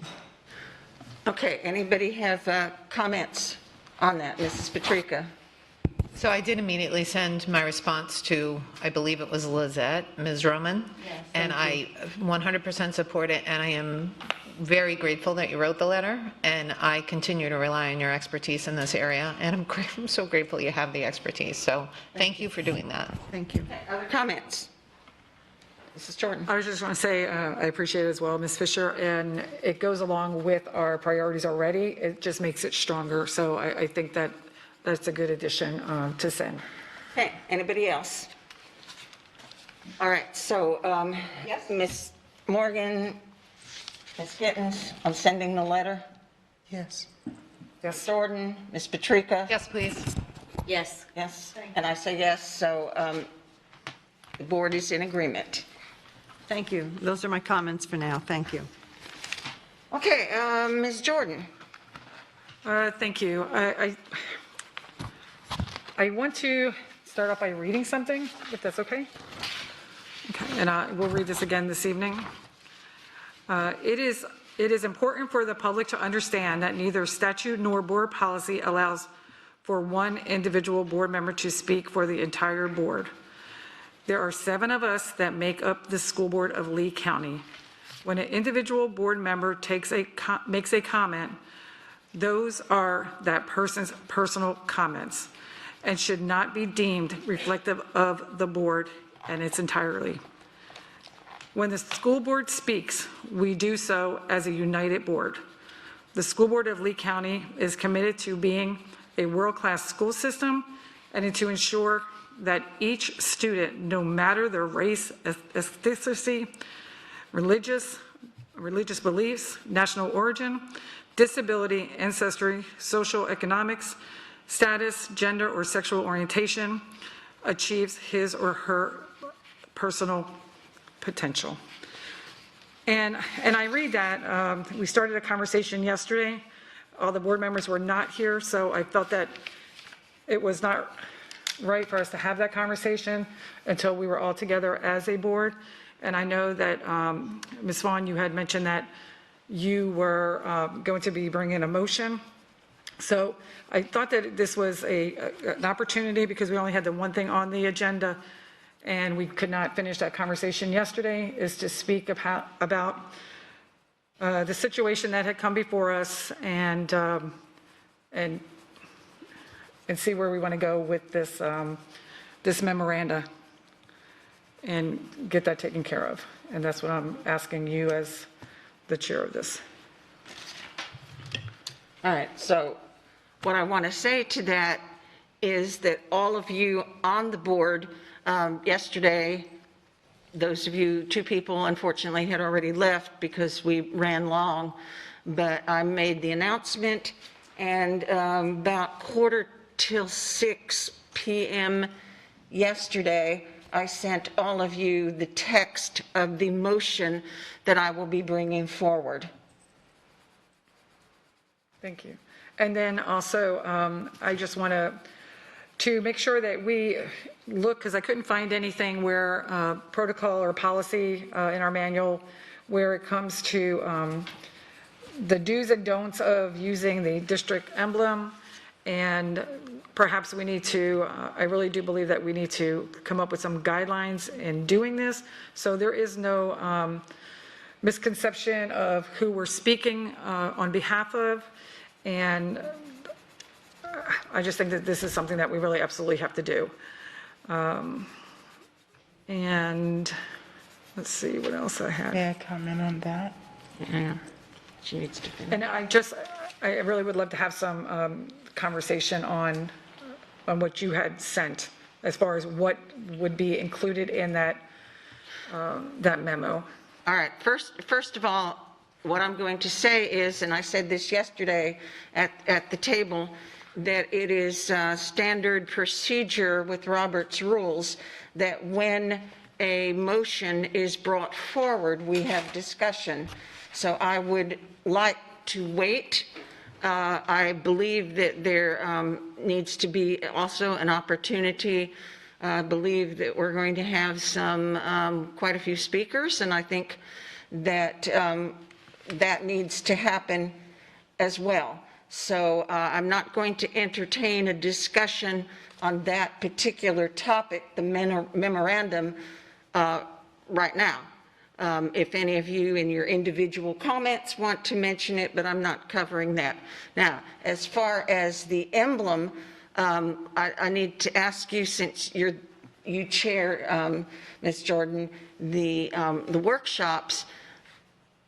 Remind me, did we put that on I mean, we can talk about it now, but did we put that on a workshop list? I thought we.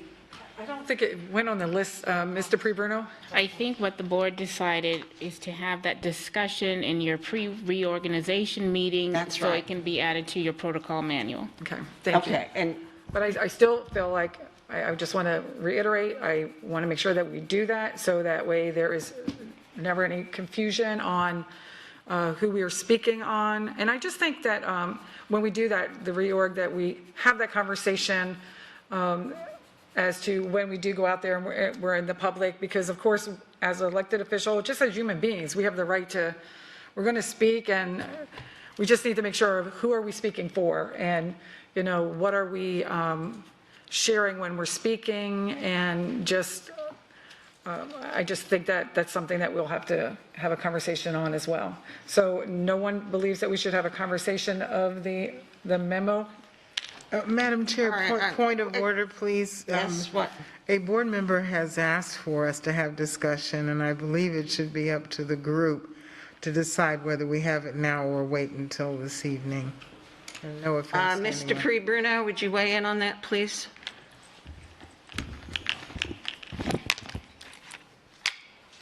Well, the question is brought up by Ms. Gittens, a board member, and what I said was, since I'm bringing forth the motion, that I would prefer, and if I'm out of order, that's fine, and I will go with Robert's rules on this. But my thought was that when I bring forward my motion, which all of you have received, that would be the time so that the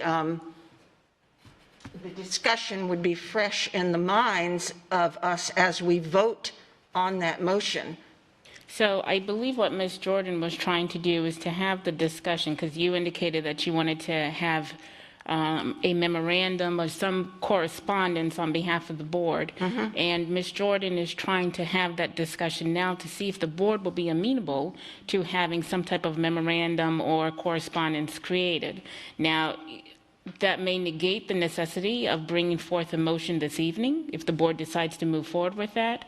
It's Ms. Vaughn, it's your motion. If you want to bring it tonight, you're welcome to bring it tonight, or if you want to move forward with the discussion and alleviate that additional discussion, if the board is amenable to just talking about it now, that I believe is what Ms. Jordan is trying to do, is to see if we can get some type of consensus on the board and resolve that situation. I understand that. Am I within my jurisdiction as the chair of this particular meeting to say, no, we will have the discussion tonight? So, to be clear, if I am out of line, I'm happy to have the discussion. But either way, that motion will be brought up. Either way, everybody sitting on the dais will go on record with their vote. And I'm just saying that there'll be another discussion tonight as part of Robert's rules when I bring the motion. So if we want to discuss it twice, excuse me. If we want to bring it twice, we can do that, but we will follow the rules. And again, if I'm out of order, Ms. Vaughn, let me... not having hurt feelings, we'll just move ahead with the discussion right now. Ms. Vaughn, let me ask you this. So the purpose of your motion, from my understanding, is to have the board have a discussion on a memo or a correspondence. Am I correct? Is that the purpose of the motion? Yes. Okay. So if the board is willing to have that discussion now, I'm trying to understand why the board would not have that discussion now if the majority of the board wishes to move forward with that. And if I may, I brought this... I'm sorry, it may not necessitate a motion at that point if the board is in agreement to have that discussion. I want it to be a motion, and it will be a motion tonight, either way, because I don't believe that this stand is something that we're just going to say, yeah, that sounds good. I want it on the record, and I want it done very formally so that there's no question about it. It looks like people want to discuss this now. That's fine. I will entertain the questions. However, it will be brought up as a motion tonight. Go ahead, Ms. DePrivino. So let me ask you this. If you have the discussion that outlines whatever the board decides to do in terms of a correspondence, this evening perhaps would be just a motion to formally accept that correspondence or adopt that correspondence? I was trying to say. Fine. Would that be amenable? Would that be acceptable to you? No. It's not, but I'm willing to entertain whatever anybody wants to say, but that is not amenable to me. I want to follow what the motion says. I sent it to everyone, and there should be a discussion this evening on that. I'm willing to bring forth a rough draft of something that may be said. Everybody on this board, the day after my first email to the board, received a correspondence from the Florida School Board Association, and it would be perhaps something similar, of course more focused on us, but it's not an unusual thing to ask for. It won't mention any names. It's just a reiteration of we as a board and what we believe in as a united board. And again, I'm happy right now to have a discussion, since that seems to be the will of the board, but I'm standing firm on If I may, everything is being recorded because we are being recorded. So every time everybody says, well, I'm doing it to be recorded, you are being recorded in more ways than one. We are always being recorded. I just want to put that out there. Okay, So, Ms. but Jordan, then also, I don't remember recognizing you on that. I was still but- speaking, though. It was my turn to speak. You asked. I had put a point of order on the table. Okay. That was not addressed. Point of order, go ahead. One more time. It's what? I just want to say, I am in no way, shape, or form against having a formal written response, but I think the formal motion this evening should be that going forward, we will have a process in the future if something like this happens again. What my point to bring in is, there have been, I don't know about anybody else, but I've received quite a few comments from people and asking, well, where do you stand, where do you stand, where does the board stand, why hasn't the board said something? My suggestion is to circumvent more difficulties this evening. If we were to put even something as short as what Ms. Jordan just said out as an immediate press release prior to this evening, it may take the temperature of the situation down a notch, only because people are going to be saying, well, how do you feel, and how do you feel, what does the board feel? So why wouldn't we just say to them as a whole prior to that, this is the board standing on this? Okay, and then we can have, and then certainly at the meeting have the motion that going forward, this is what we do. I'm talking about the immediate and not the future. I'm just saying. Okay, and I'm going to answer that, and then we're going to go back to Ms. Jordan, and I will entertain discussion. What I'm going to say, with all due respect, Ms. Gittens, if that's the way you feel, you should have publicized that, that motion. Excuse me, I'm talking now. And I did. I'm sorry. All right, well then you can have a counter motion to what I say. My motion will go forward tonight, and we will have the vote. And the vote will fall as it may, and the board will stand united with what we vote on. Okay? So, Ms. Jordan, let's go back to you. It was your turn to speak. I'm going to go back on what I said and allow for discussion. So, do you wish to say anything? And then I will open it for free discussion. Are you sure I can speak now? So, absolutely. Okay, I'm saying, I just want to make Jordan. sure. So, what I was saying before I was stopped, you're asking for a memorandum. We still will have to come up with the verbiage for that, regardless if we approve, yes, we think this is a great idea. May not be proactive.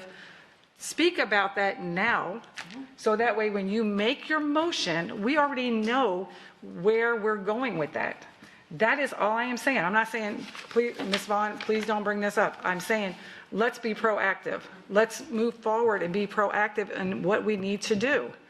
So we don't have to have, we may have more conversation, you know, when you bring this up. However, we will have some type of idea of what that will be or what that will look like to go out.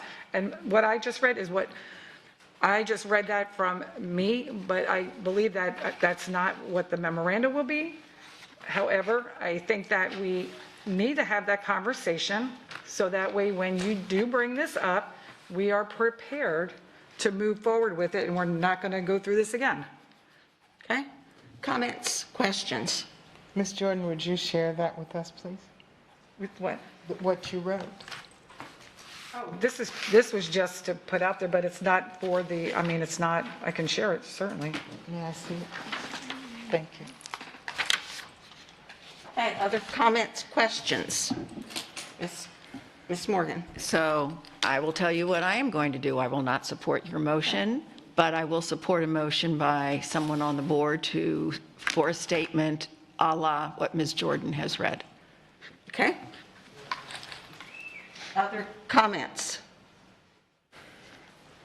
Yes, Ms. Fisher. Yes, okay, so I wouldn't support that motion either, but I will support some sort of a statement or press release reiterating our statement of non-discrimination policy. Okay. Ms. Giovanelli, do you have a comment? I think we need to do something, and being silent is not acceptable. I think we have to take a stand on what is best for the community as a board, not as individuals. I think that we have to talk about talk about how we got here in the first place, because I think that is these are the issues that this board has. And we need to recognize where the problems are arising from and then deal with it as a board. I think that we're not doing that. We don't hold anyone accountable for their actions, and as a board, we're accountable for all of everyone's actions. And so I agree with you, Ms. Vaughn, that this needs to be addressed, and I was prepared to do that this evening. I didn't know that we would have the time or the luxury today to do that. So I understand Mrs. Jordan's bringing this up now, but however, I think that we need to do it when we have other input from the community, and just two people out in the audience and they can't speak on this at this point in time is another part of our issue as a board, not addressing things as they arise and with our community, because we're here because of the community. So we have to stick with that. You know, when one of us offends the community, we need to be held accountable to that. Thank you. Okay, Mrs. Gittens? And yes, just to clarify a statement that I should have done something. I believe I was the only board member that did go public and do an interview and made a statement about the situation. I don't know that anyone else did, so it is unfortunate for someone to say I did not say anything or do anything. I did. Okay, anybody else? Yes, Mrs. Fisher. Yes, I just want to piggyback on Mrs. Giovanelli's statement that we do need to have a conversation about how we got here. Part of the problem is that we do have board members who are working as individuals and not as part of a board. And I think that I would like to suggest that we add that to our conversation on November 3rd at the reorg, because we do need a process and a protocol regarding individual board members doing their own thing. Thank you. Yes, Mrs. Giovanelli. Now, I had questions regarding that. I was going to ask it in my board member comments. Do I wait for that, or do I address it now? We've opened the conversation. Okay, so then that leads me back to, these are questions that are staff related, so this back to the superintendent. Yesterday I asked who gave the logo out, because I do not have that logo, and I want to be clear about that. I mean, it was never given the logo, so I don't know how one board member has a logo over another. I think that's really important. The PowerPoint, I don't know how one board member has a PowerPoint presentation and is presenting on that when I don't have that. Secondly, I believe I would like clarification. Where does this school, where is this school going to reside? What board member does this school actually will belong to? What district? And I asked that yesterday as well. And I think, you know, and the information that Ms. Patrica spoke about regarding bathroom situations and that situation, I would like to know what staff or where did that information come from?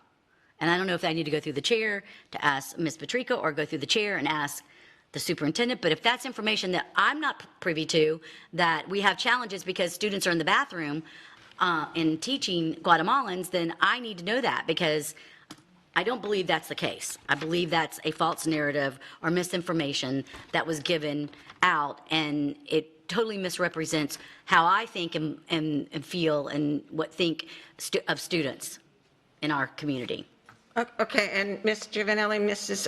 Patrica would like to speak, and she can certainly, if she wishes, answer your questions, concerns. So these were my board member comments for the end of the briefing meeting today.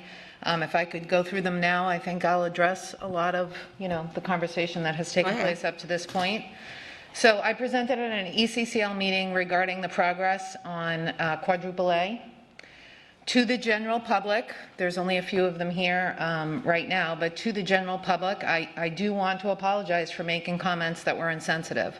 I do genuinely feel badly that I hurt people's feelings. I was speaking as an individual, not on behalf of the school board. Individuals hailing from Guatemala are most certainly valued members of our community. I am committed to doing better now and in the future. That is the statement I intend to read tonight after, we hear public comment, and then I have some questions about how to go about doing that tonight, but that can wait until the end when it is my board member comment time, please. To the board, I want to explain the process that I went through to prepare for that meeting. On July 27th, the ECCL invited me to speak at their September 27th meeting. They did not invite staff for that meeting. However, staff has presented to the ECCL in the past. I was invited, I accepted the invitation. As the date of the presentation drew closer, staff had a meeting. I think they were sitting down there in the pit, or whatever we call that. They were sitting in the pit giving a presentation on various capital projects to include quadruple A, and they told the entire board that there was a hearing coming up in front of the Estero Zoning and Planning Board meeting. I'm sorry, in front of the Estero Planning and Zoning Board. I watched that meeting. I watched the Estero Planning and Zoning Board meeting, which is available to the public on their website. I called Dr. Savage's office to ask whether staff had any materials that had already been created. I didn't want to create new work for staff that I could use in my presentation to the ECCL. I wanted to have some visuals. I didn't want them to just have to listen to me talk. I also asked Dr. Savage's office whether I could speak with a staff member to determine whether my understanding of the progression of quadruple A was accurate. I was given that permission from the superintendent's office. Dr. Savage will tell you, as will just about any staff member that you run into, there is no such thing as me reaching directly out to staff. Every conversation I have with staff, I say, I have permission to speak with you through the superintendent's office. I do not reach directly out to staff. So I was given that permission by the superintendent's office. I received the materials, the PowerPoint presentation that I used at the ECCL meeting via email. After receiving those materials, I scheduled a follow-up call with a staff member. That call lasted approximately 15 minutes. There was not a lot of prep required by staff. I had already seen the zoning board meeting at which these materials were used for a presentation. And I know that several of my board members have watched the entirety of that ECCL meeting, so you know that at the very beginning of my presentation to the ECCL, I explained that the presentation contained highly technical information. I explained that I am not an engineer, I am not a planner, I am not a general contractor, and that I was simply using the presentation to give a general overview of the project itself. I did use the district logo as a background. Please remember and consider, I'm happy to have this conversation during our protocol discussion. This is relatively new to us. Using district logos as Zoom backgrounds is relatively new. It has not come up as an issue. It's obviously something we as a board need to discuss. But we all at this table have been to many, many, many Zoom meetings, as have I, over the past year and a half. And I've noticed that people across the state of Florida and across the country use a backdrop that reflects the organization with which they are associated. I thought the district logo would be more appropriate and professional than my house. I mean, you guys all know I have 4 teenagers, and I don't always have access to a place in my home with an appropriate backdrop. I mean, honestly, if I can't use a fake backdrop, I have to sit like in a tiny little position in a corner so that you can't see the mess that is my life with 4 teenagers. So many months ago, I sent a request to the superintendent asking for a district Zoom backdrop, and this is what I was provided. What you saw on that tape is what I was provided. I was invited to speak to the ECCL because I'm on the school board. The presentation had district logos all over it. I don't know how to present to a community group and not be associated with the district when being a school board member is the singular reason why I am invited to speak to that group. While I did not say at that specific ECCL meeting that I am one of 7 board members, I have been invited to speak to the ECCL over the past 4.5 years, probably about a dozen times. And they know the way our board operates. They know that I am one of 7 with absolutely no authority to act as an individual, since I have made that fact clear repeatedly in the past in my presentations to the ECCL. And finally, now that you understand the process, I want to reiterate my apology to everybody sitting at this table, every single one of you. I am sorry. I am genuinely sorry that this has impacted the board. I'm genuinely sorry that this has impacted the district. Many of you sitting at this table know what's in my heart. And that's not it. So I would never purposely say anything to hurt any person. I would never purposely say anything to hurt any group of people in our community. I did reach out to the executive director of the Guatemalan Mayan Center in Palm Beach County asking for a tour and asking for a conversation so that I can educate myself on the Guatemalan community and perhaps connect with other Guatemalan leaders across the state. I've not heard back from them, but I do anticipate a productive dialogue. So the bottom line for you all is I'm sorry.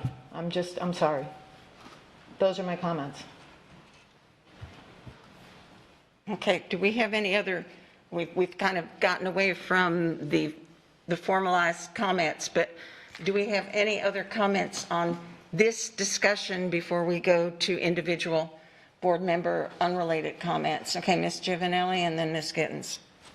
So, through the chair, so the prior administration gave the logo to you, Ms. Patrica. Is that correct? Yes. The information regarding Guatemalan students in the bathroom, where did you get that information from? I'm not comfortable answering that question. Okay, so like I thought, it was just made up for your own agenda. Okay, thank you. Point of order, that's not what I said. Part of my job, as I sit at this table, is to protect staff. Okay. And I refuse to allow that to stand as a factual statement, Ms. Giovanelli. I did not make it up. I misspoke. My words were insensitive. Ms. Giovanelli, I apologize. I am sorry. If you really were sensitive to the chair, if you really were sensitive to that, you would have never said that kind of comment ever, because it's insensitive. I said I was. It's very supreme. It's a very supreme comment to make. Point of order here. Let's not have a debate on it. I believe that what Ms. Patrica said, that she heard it from at least one staff member. I think she said from principals, and let's just leave it at that, to not embarrass a principal on something he or she may have said. Ms. Gittens, did you have anything before you go to your general comments, anything more about this conversation? Yes, I do. Go ahead. One thing, Ms. Patrica, we went around and around, I think it was last year sometime, about your participation in the Estero Community Council. And the result of that is that you were retroactively made the liaison to that group. So as the liaison to that group, and I have asked since in previous meetings for an update on what that group was doing and your involvement, and it was met on deaf ears. No, there was never a response from anyone about it. I don't know, I guess I take question to you being invited. You are the liaison of the board to that group. And I was one that did watch the whole thing from start to finish. And yes, you did mention that you were not an engineer and all of that. It bothered me because if this is a tone, and I know it was a mistake, but it starts somewhere, and that I am just concerned as we are a majority minority district and we have trainings and we have an equity and diversity advisory and department, that those are the things that we as leaders have to be very, very careful not to do. I'm not saying I don't accept your apology. I was concerned about a few other things, though, in the presentation. And, you know, I have been asking over and over again, why are we building this school in the first place? And in your area, when there's other areas that are much more in need. And you made a comment in there saying, thanking the voters that had passed the half-cent tax so that we are able to build schools and not go into debt. I have asked over and over again, different meetings, different times, what percentage or what part, how many dollars of a cost of a school are coming out of half-cent tax, and what percent or dollars are coming out of another fund? I really don't see where that's that difficult to say. And if we're spending $84 million on a school, I ask the question of the $9 million we already spent, is it plus the 84, minus the 84? How much of it is coming out of half-cent sales tax? When you said thank you to everyone that passed the tax, the perception of that was that the half-cent tax was paying for quadruple A, and that was one thing that really bothered me, because when you look at the tax rolls, there are areas that are higher in tax rolls than others, and the higher tax rolls then are getting the schools. So this whole thing, the presentation really did bother me. There was information that we as a board are not privy to. We're not privy to them regarding quadruple A or schools in our areas or other areas as well. So, okay, let me just, excuse me for 1 minute, please. This is supposed to be a focused discussion. I know Ms. Giovanelli got off topic a little bit, and I don't want... But you interrupt me just before I finish. I am just finishing. I'm just going to say, please wrap it, because we don't want to have this a debate on the sales tax and all of this. And so please, let's focus on the issue as it was originally brought up. The issue that was originally brought up is a board member stepping out of purview and speaking on behalf of the board with the logo behind her.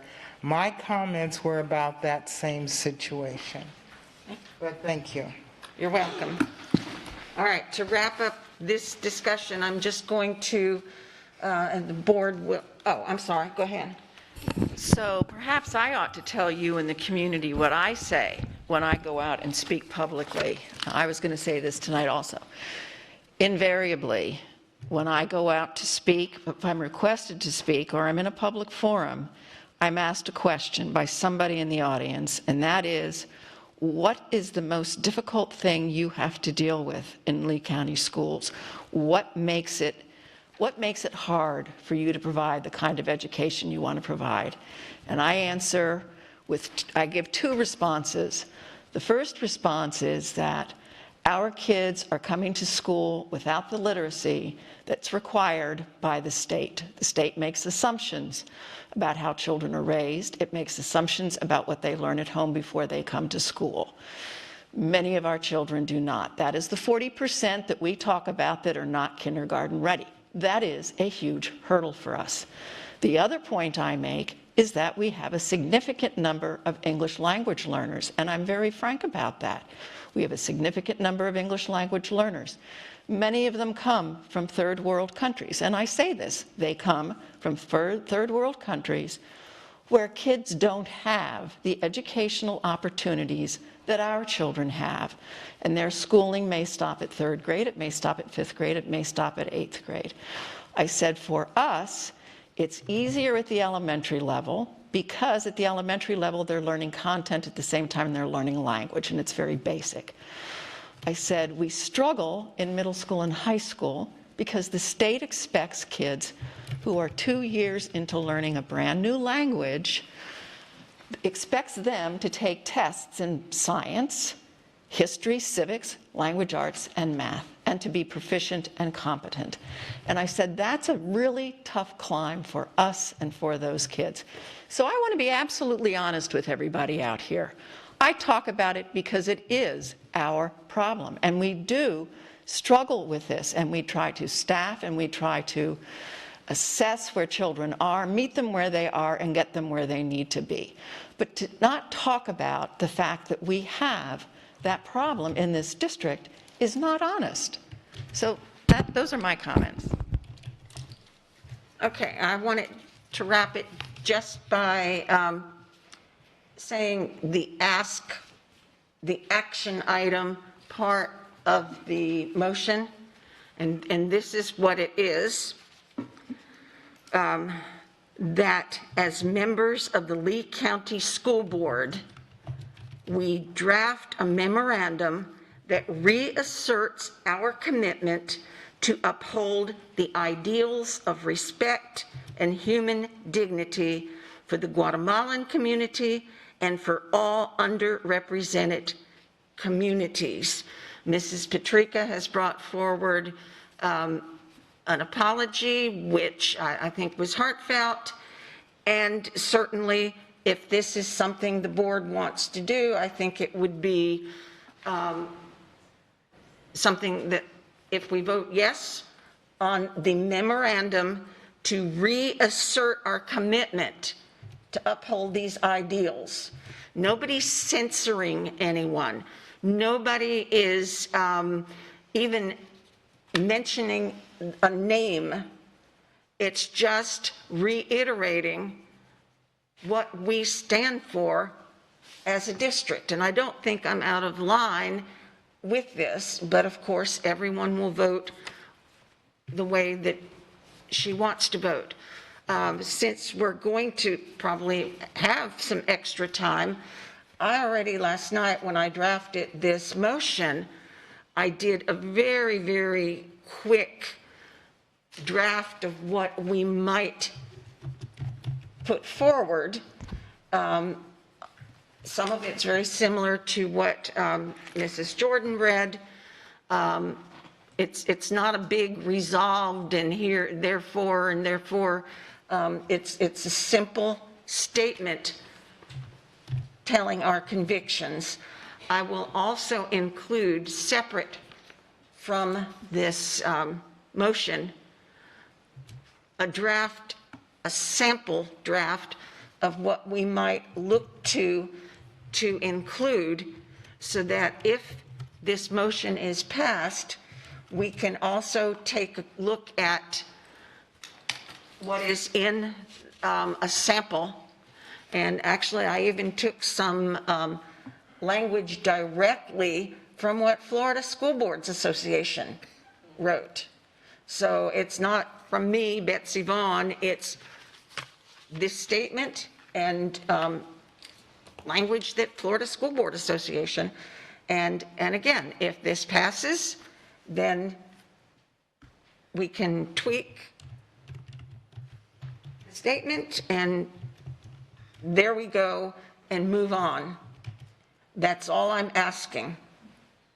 So looks like we've had the discussion. There will be opportunity tonight by Robert's rules after the motion is read, and I will read the motion, and there will be a vote. If it passes, to take a look at that and see if it works, and if it doesn't pass, then it's a moot point. Mrs. Patrica? May I direct a question to Attorney Dupree-Bruno? I am permitted to participate in that discussion, in that vote, yes, no, maybe? So the motion is very non-specific in terms of any particular individual or particular issue that has arisen, and it's just, from my understanding from Ms. Vaughn, a reaffirmation of the district's commitment to its non-discriminatory policies and diversity and inclusion. Well, the motion does name me specifically. No. Oh, it does name her? Yes. It's kind of the... Pointing out that I'm xenophobic. Yes. Oh, I didn't hear. If this will help, I will, before I actually, you will accept the motion. It originally, what I sent you is, I moved it in response to recent xenophobic public remarks by, and I name it. How about if I say xenophobic public remarks by a member, a board member, and zap the name? So, Ms. Vaughn, I just have a question. What you read did not include, at least I didn't hear that, I don't know if I missed it, but it didn't include any of that in there. No, but what I sent you and what I was clarifying was that the action item is the drafting of the memorandum. Okay, so. But I included the motivation in my motion. So the motion is supposed to have the action item, so can it does have the action item, but it also says the motivation for why we would need to, at this point in time, reassert, and why we would include specifically Guatemalan community, and it says, and for all underrepresented. So per Robert's rules, your motion has to have only the action item. All right. So I would just start with I move, just like what you had stated, which is I move that we draft a memorandum, the Lee County School Board drafts a memorandum. In terms of your discussions, that's something completely different, but in terms of the actual motion and your action item, that is what it is. All right, so then I will come on record as, I think by this time, well, at least everybody here knows my motivation for this, but in my preamble, if you will, to the motion, I will say that, and the motion will start with, we as members of the Lee County, I may have to tweak something in there to make it grammatically correct, draft a memorandum that reasserts our commitment to uphold the ideals of respect and human dignity for the Guatemalan community and for all underrepresented communities. Will that work? And will that allow Mrs. Patrica to vote? Ms. Patrica, I do not see a conflict in terms of you voting on this given your statements today. So if you are comfortable, I think you have an obligation to go ahead and vote. Great. Thank you. Okay, back to general comments. I'll tell you what, we'll start with Ms. Morgan and Okay, so my comment on all of this would be to ask Ms. Vaughn and Attorney Dupuy-Bruno to sit down and write out a memorandum for the board to approve tonight, because we're going to have an audience here tonight. We don't need to drag this out over a number of meetings. Why can't we just have something that, based on what Ms. Jordan wrote, I think if Ms. Vaughn works with Attorney Dupuy-Bruno and shares it with us beforehand, we can have one motion, and the motion would be to approve the state. Now I'm going to go on to board member comments. First of all, I did ask you, but I don't know if you've had time, Dr. Savage, about the CNN report. How many billions were left on the table by, you want to answer that now or wait until your comments? I'm happy to attempt to answer what I have in front of me here. This is per a CNN report reporting that Florida was allocated more than $7 billion. The remaining third, totaling more than $2.3 billion, has not been released because Florida failed to meet a June deadline. Is that the specific comment you're asking? So what I can clarify is that when we were at the FADS conference, Please read that whole statement, because it talks about how many billions have not been allocated in the third federal. Absolutely, it'd be my pleasure. So this essentially the report in entirety says, from the CNN News report, quote, Florida was allocated more than $7 billion as part of that funding to support students' health and safety and address their social, emotional, mental health, and academic needs in response to the COVID-19 pandemic, end quote. Rosenblum noted, and 2/3 of that allocation was released in March, but the remaining third, totaling more than $2.3 billion, has not yet been released because Florida failed to meet a June deadline for submitting its state plan, the letter explained. The state also missed, quote, July and August submission timelines that were anticipated following conversations with your state, end quote, Rosenblum wrote to Corcoran. In a statement to CNN Monday, the Florida governor's office said, quote, at this time, no district has articulated a need for funding that cannot be met with currently available resources. Whenever this may change in the future, the state of Florida will coordinate with USDOE to ensure Florida students and educators have all the resources they need, end quote.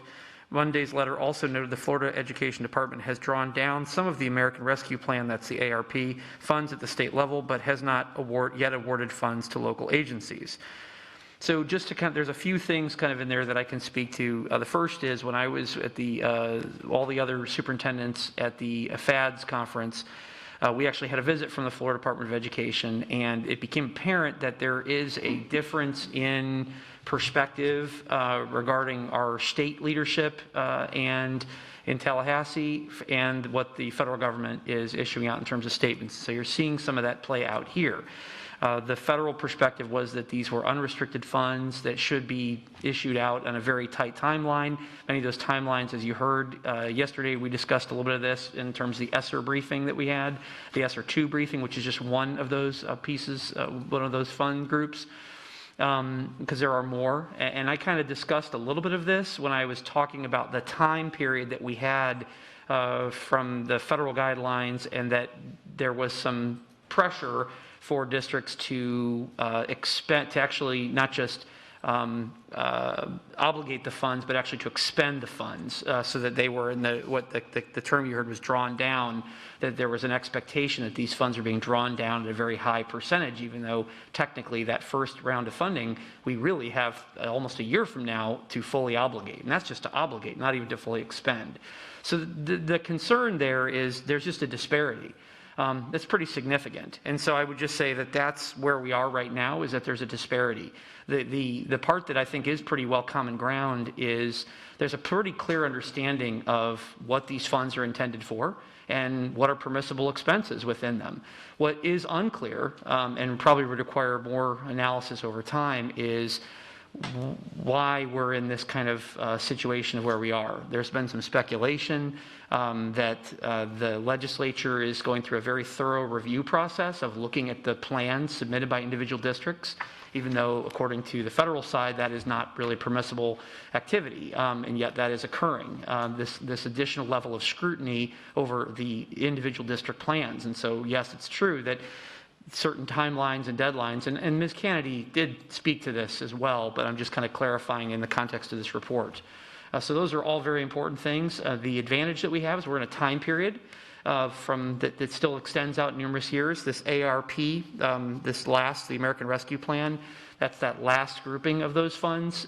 We still have a significant level of funds. We fully anticipate and believe that we are entitled to those funds, every district in Florida, based on the allocation method. Again, those are unrestricted federal funds, but it remains to be seen how we continue to work through the state apparatus right now in terms of receiving these funds, and the process is being utilized for us to be able to get those funds. So it's just, there's a lot of scrutiny around this area. It continues to evolve. Is there anything specific that I can reference on that? No, I just wanted the public to be aware of the situation that we're in, and I want the public to be aware of the attitude that the Department of Education is using in addressing our ability to access these funds. So thank you. That was exactly what I was hoping for. May I ask something? Because I know someone had asked me about that last night, actually, and I spoke with Ms. Kennedy. And the reason that the districts have not applied for those funds is because of the state has not sent in their plan and have not sent us the applications, nor the guidelines in order for us to do that, because we were asked, I was asked if we would leave money sitting on the table, and absolutely not. So thank you for that update, Dr. Savage and Ms. Morgan, for bringing that up. Yeah. So let's see. I've been trying to do some webinars. So I did a webinar with the Consortium for Florida Education Foundation. And I watched a presentation. This has to do with CTE. I watched a presentation by a woman who was at the Fed. And their broader program is to look for ways to improve outcomes for students, or parents and children, but look at them at the same time, sort of what the collaboratory is trying to do. Nothing in a silo solves any of the problems. And for this particular conversation, they were talking about benefit cliffs.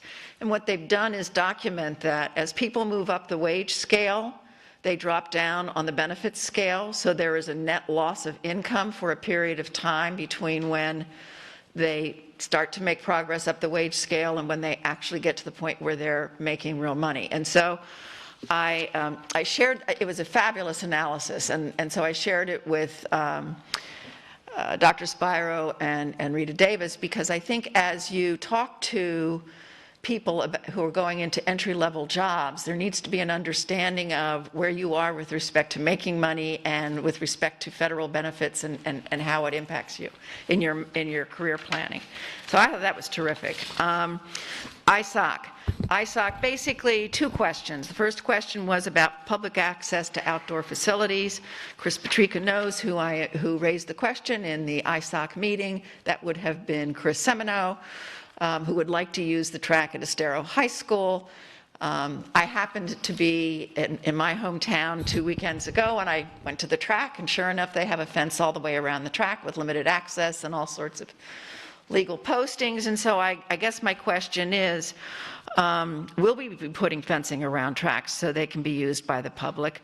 Do we have appropriate legal disclaimers? And could the cost of fencing some of our public space be added to construction and renovation costs as we expend capital funds in the sales tax? So that's one. And then the second question, which I thought was really interesting, and I think when Dr. Desamore and Ms. Lecter presented to us, they alluded to it, but it was about the strategic decision of the Finance Department to accelerate construction funding.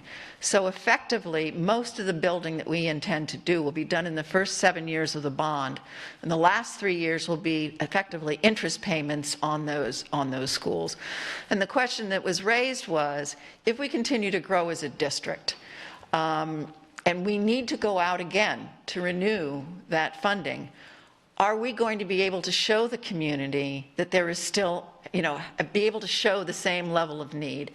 And effectively, the response has been, and I understand it, that in the last 3 years, we'll be doing infrastructure, we'll be doing maintenance, we'll be doing infrastructure, technology. So anyway, they're going to be coming back to talk more about it, because I think they're anticipating that the need will continue to grow, and we need to be very strategic in how we use our capital funds. So they talked about splitting sales tax and capital funds in paying for these buildings, so that as we get out to the end of the 10-year term, it is apparent that we are still using sales tax dollars for construction. And let's see, so that was that. Another webinar I went to was a Brookings webinar, Collaborating to Transform and Improve Education Solutions, a playbook for family school engagement. And actually, I got the playbook today, and I've sent it on to, I think I've sent it to Dr. Savage and Dr. Spiro. But what they've done is they interviewed 25,000 parents, 6,000 teachers, 50 education decision makers, 15 countries, and analyzed 545 family engagement strategies with the goal of improving attendance and completion of students, improving learning and development of students, redefining the purpose of school for students, and redefining the purpose of school for society. What really stood out for me in this webinar was a disconnect between what society expects or believes the purpose of school is and what students and parents expect. And what comes out in their study is that parents are focused on academic achievement, and teachers and schools are focused on social emotional control. So there is a disconnect. But anyway, there's a report that has a whole bunch of data and stuff in it that I find interesting, and I hope we'll be able to use some of it, particularly when it comes to communicating with some of our families who are non-English speakers. So let's see, I did the early grade learning webinar because I'm sort of doing that. And I just talk about interesting things other districts are doing. The Omaha School District is paying high schools, the Omaha School District is paying their students to be paraprofessionals in their summer schools. They're also paying the students to act as interpreters for parents in school meetings. So trying to bring families together in the same space, talking about the problems. So let's see, I think those are my comments. Thank you. Thank you. Thank you. Okay. Ms. Gittens, did you, your general public comments? I have a couple of things. One of the, just piggybacking on what Ms. Morgan just said, I keep hearing the sales tax for construction, and I continue to ask again for the breakdown of how much is sales tax and how much is capital.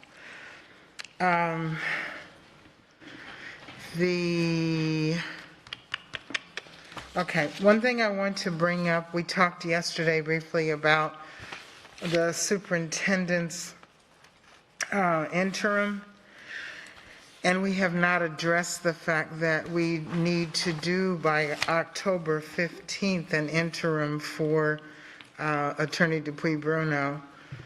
And as it states in the contract, Dupuy-Bruno will also have an interim evaluation by October 15th of each year. And so we need to bring that forward. When is our next meeting? Do we have a meeting before that? No. What was the date? October 15th.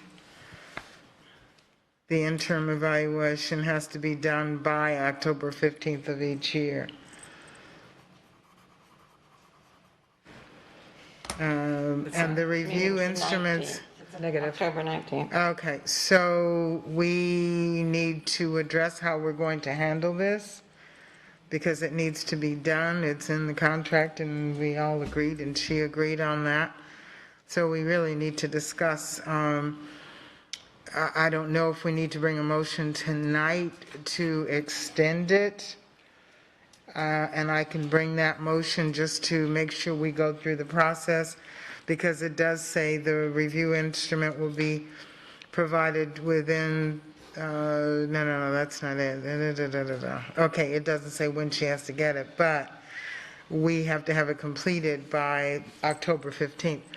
So I will bring forward a motion this evening that we extend it, but let me ask the question, and I don't know the process, and she has to do hers, we have to do ours, it has to be compiled.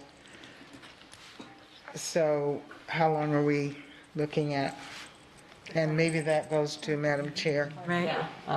We probably can get Ms. McClung to assist us on that and to send us out the evaluation, because if we have to have it completed, that's given us a little over a week to complete it. That means we need to.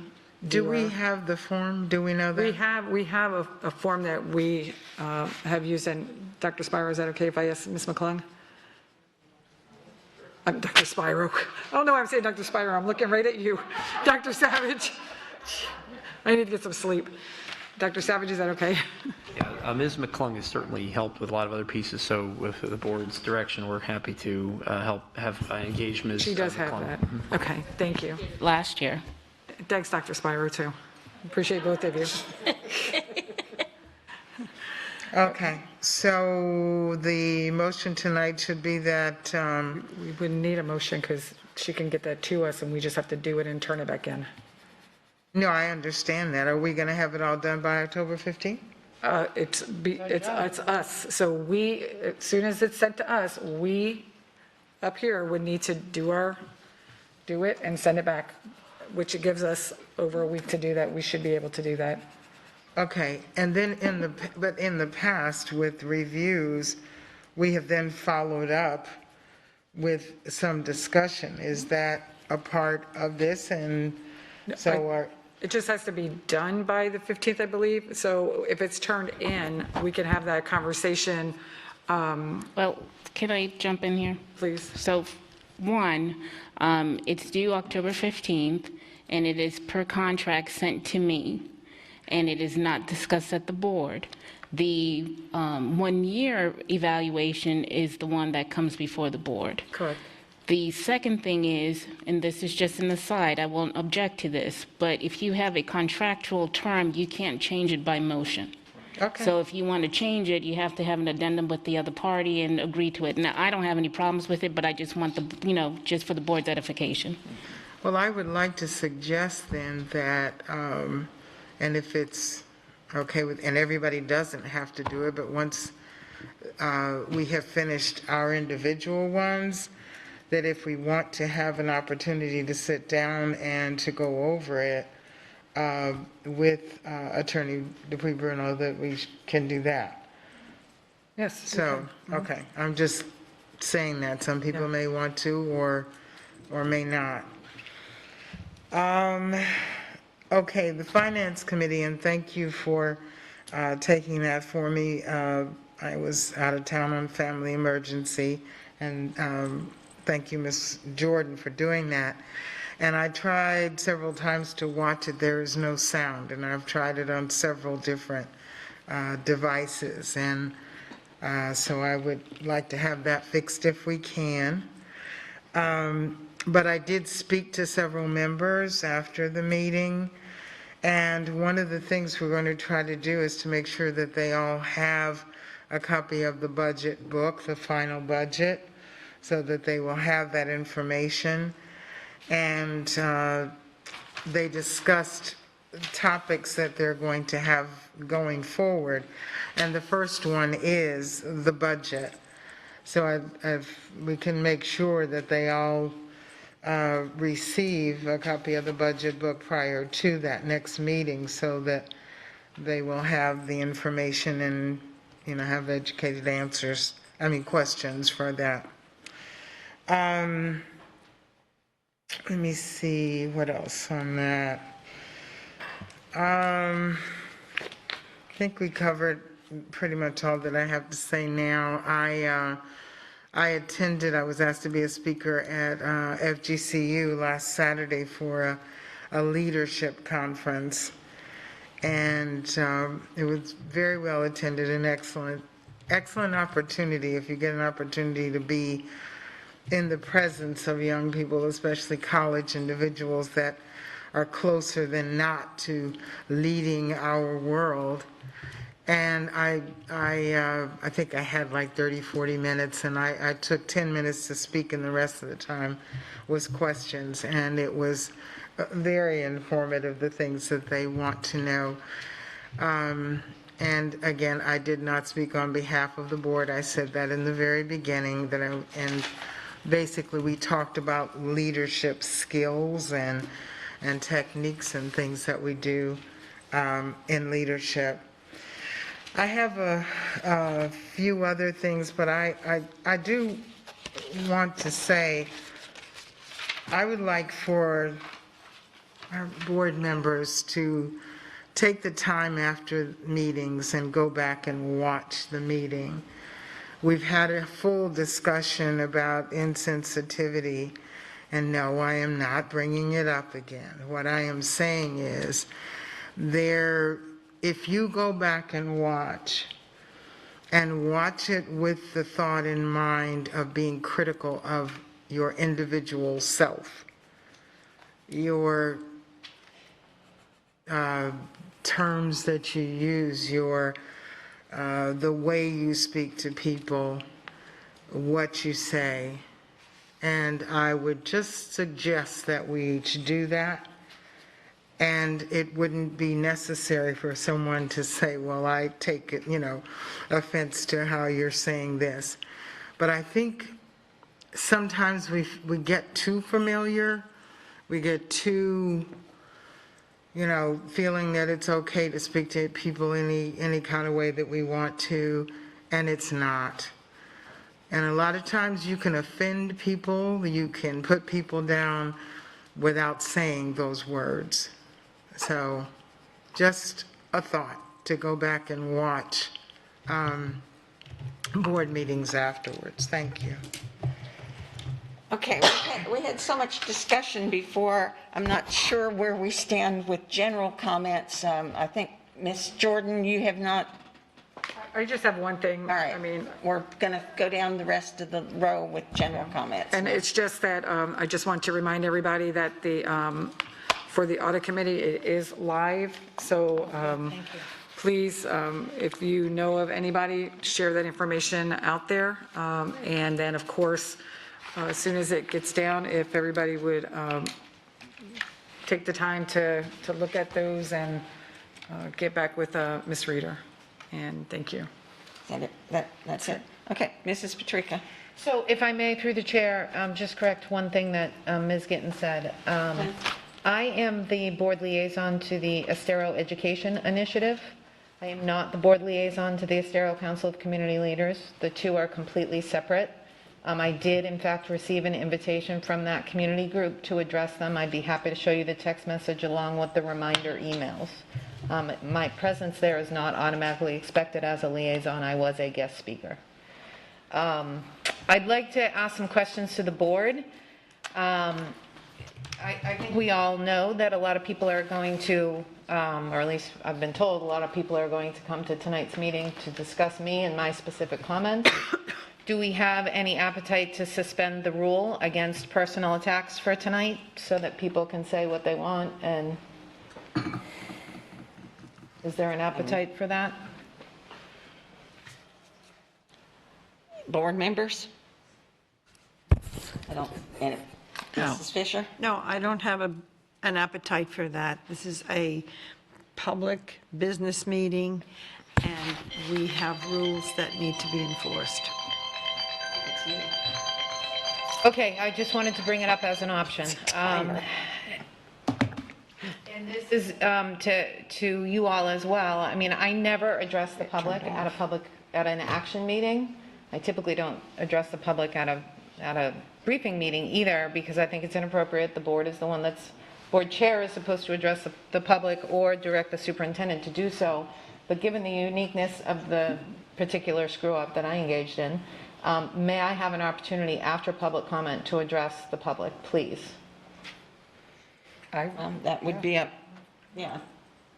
Well, my comment is, I know I have watched several board meetings from other districts, and actually they do have comments during the public comment, and it goes very smoothly, and it just happens. So I suggest you watch some of the others. It must not be against Robert's Rules of Order. Is that our policy, because other boards do have that ability to do so.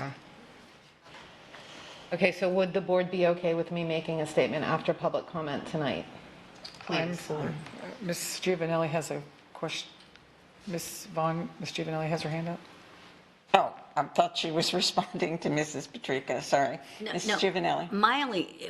Now we're making special concessions. That's my only problem with it. I mean, it just needs to be a rule or not a rule. So, I mean, And, you know, because I know personally that if I made a statement or a comment, I've been, you know, reprimanded for it. So I think we have to, you know, if we're going to be rule followers, let's not quit bending the rules, or let's abide by the rules. I don't know which way we want to go. I think it sends not a clear message. And if I may, that's why I'm having the conversation here in preparation for tonight, to get board buy-in. I would never violate the rule without at least, you know, a majority of the board agreeing to that. And I'm just asking because we do have business to conduct after public comment, and I don't want people who don't care about the business of the meeting to have to stay and wait for an apology. So that's why I'm asking, please. Okay, Mrs. Gittens? Well, the other thing is, if you know, I agree with Ms. Giovanelli that then we all should be able to respond during public comment, because there will be attacks against all of us in some way, shape, or form, since we have not done anything ahead of time as a group. So, number one, I think we should follow all the rules. Number two, if we don't, then we should all be able to speak. Okay, anybody else to weigh in? Well, I'm just going to say, if there was ever a time that any of you would want to do that, and we have made concessions when we had a person that we wanted to introduce before such time, or just different things, we have made those concessions and allowed that to take place out of our normal scheduled agenda. So I personally, I don't have a problem with that. I think that it's Anybody better else have for more comments people to on- hear it. Anybody else have comments on it? My comment would be that I think it would be, I hate, once we open this door, then we open it for anybody. And I think that if the board wishes to change how we respond now to public comment, that is via the person who's facilitating, that be put on the reorganization Well, are you, chart. is she speaking, are you speaking on reading something, or you're not going to address every single person? No, I was planning to read the statement that I've already read to the board tonight. That was it. That was all I was Okay, planning to do. what I was going to suggest is, and this depends on how the motion goes, that that would be, I'm just suggesting it, make perhaps a more appropriate time, because I really hate to see us open a door for one person and then we set a precedent. And again, if this is something, my suggestion is, if this is something the board has seen with other school districts and thinks that it would be appropriate for us, that it be put on our agenda for the reorg meeting. I think it's in policy, or It's in your protocol. It's in protocol. Is it in, Mrs. Dupree Bruno, is it in policy? I know it's in protocol. I believe it's in your protocol, but I will say this, that this has been a discussion amongst the Florida School Board attorneys in terms of board members making comments after public comment, and the general thought is no, because of the climate that we're in and the engagement. There has been some board meetings throughout the state that has gotten really out of control, and that is where pretty much the general consensus is now, not to have that back and forth with the public because of the climate that we're in. Okay, and to me, that makes that makes sense. So I would say no, there will be a more appropriate time for those comments. Okay, I withdraw my request. May I have my statement translated to Spanish and read by an appropriate member of staff after I make my statement, please? It's part of your comments. Thank you. Those are my comments for this afternoon. I don't believe that would be something that requires a board action. If you have a statement that you would like to have interpreted during your good of the order, I think that's fine for you to do that. I also have to say, you know, we're not supposed to address the public, and everybody does it every night. I'm just going through the rule process and asking to address the public. And since you said no, I won't, but I don't. Well, I'm trying to do the right thing here by the community, by following the rules. I'm trying to do the right thing by the board, by following the rules. And you won't even give me that. Okay, well, I'm hurting here, people. I'm sorry. I'm trying. Okay, and teams support each other. Yeah, my response on that, and then I'll get to Mrs. Gittens, is that I feel your pain because, and I'm sure Ms. Jordan has felt the same way. I try to stick with Robert's rules. I try to stick with, as we have discussions, to have people, you know, as we do with the public, we ask them, okay, only comment on what was put forth in a particular meeting, and then we get to discussion, and we have board members that use it as a podium, use that time as a podium for other issues. And I know I come across as rude in interrupting, but we just, as a board that needs to get things done, we need to put things in the places that they belong and follow, you know, what's good for the goose. If we tell the public in this conversation, you're only to discuss this, then we should be following the same thing. And I know I've been guilty of allowing conversations to go too far off on another thing. So just saying, that is a frustration. Mrs. Dupree-Bruno? It's fine. I just want a clarification of two things. One, I don't believe there was a consensus taken on the first request, was whether or not to suspend the rules with regards to personnel attacks, Board Policy 1.11. That would require a motion at the action meeting, but I think Ms. Patrica was trying to see if the board was even inclined to do so prior to her making the motion. So I'd like to know what the board wants to do with that. And then I don't believe you finished the consensus on the other topic. Well, I drew both. There was, well, the second one in particular, there was clearly no appetite to. So the first one with regards to suspending the rules in terms of personal attacks per Board Policy 1.11. And I think that's an important one. Suspending the rules. Who is in favor of suspending the rules and allowing? No. Okay, my vote is a no. Am I going to be allowed to make my comment based on what we let's vote on this and then you can comment. That's not. No. No. No. No. So that, we're not going to suspend those rules. Ms. Gittens, what was your comment? My comment was actually a question too. There's been comments about board members referring to or answering for public comment. I do believe that at the end of the meeting during board member comment, the comments that we make are of our own selection. If we care to address something that was stated earlier in that meeting, it is within our purview to do so. So my suggestion was at that time during board comments that any of us can make whatever comments we decide to make. And the fact that this is being publicized now, and I'm sure people are watching and also hearing and have seen in the media the response from Ms. Patrica. So my main thing is that at the end you can say whatever it is you would like to do if you'd like to reiterate it.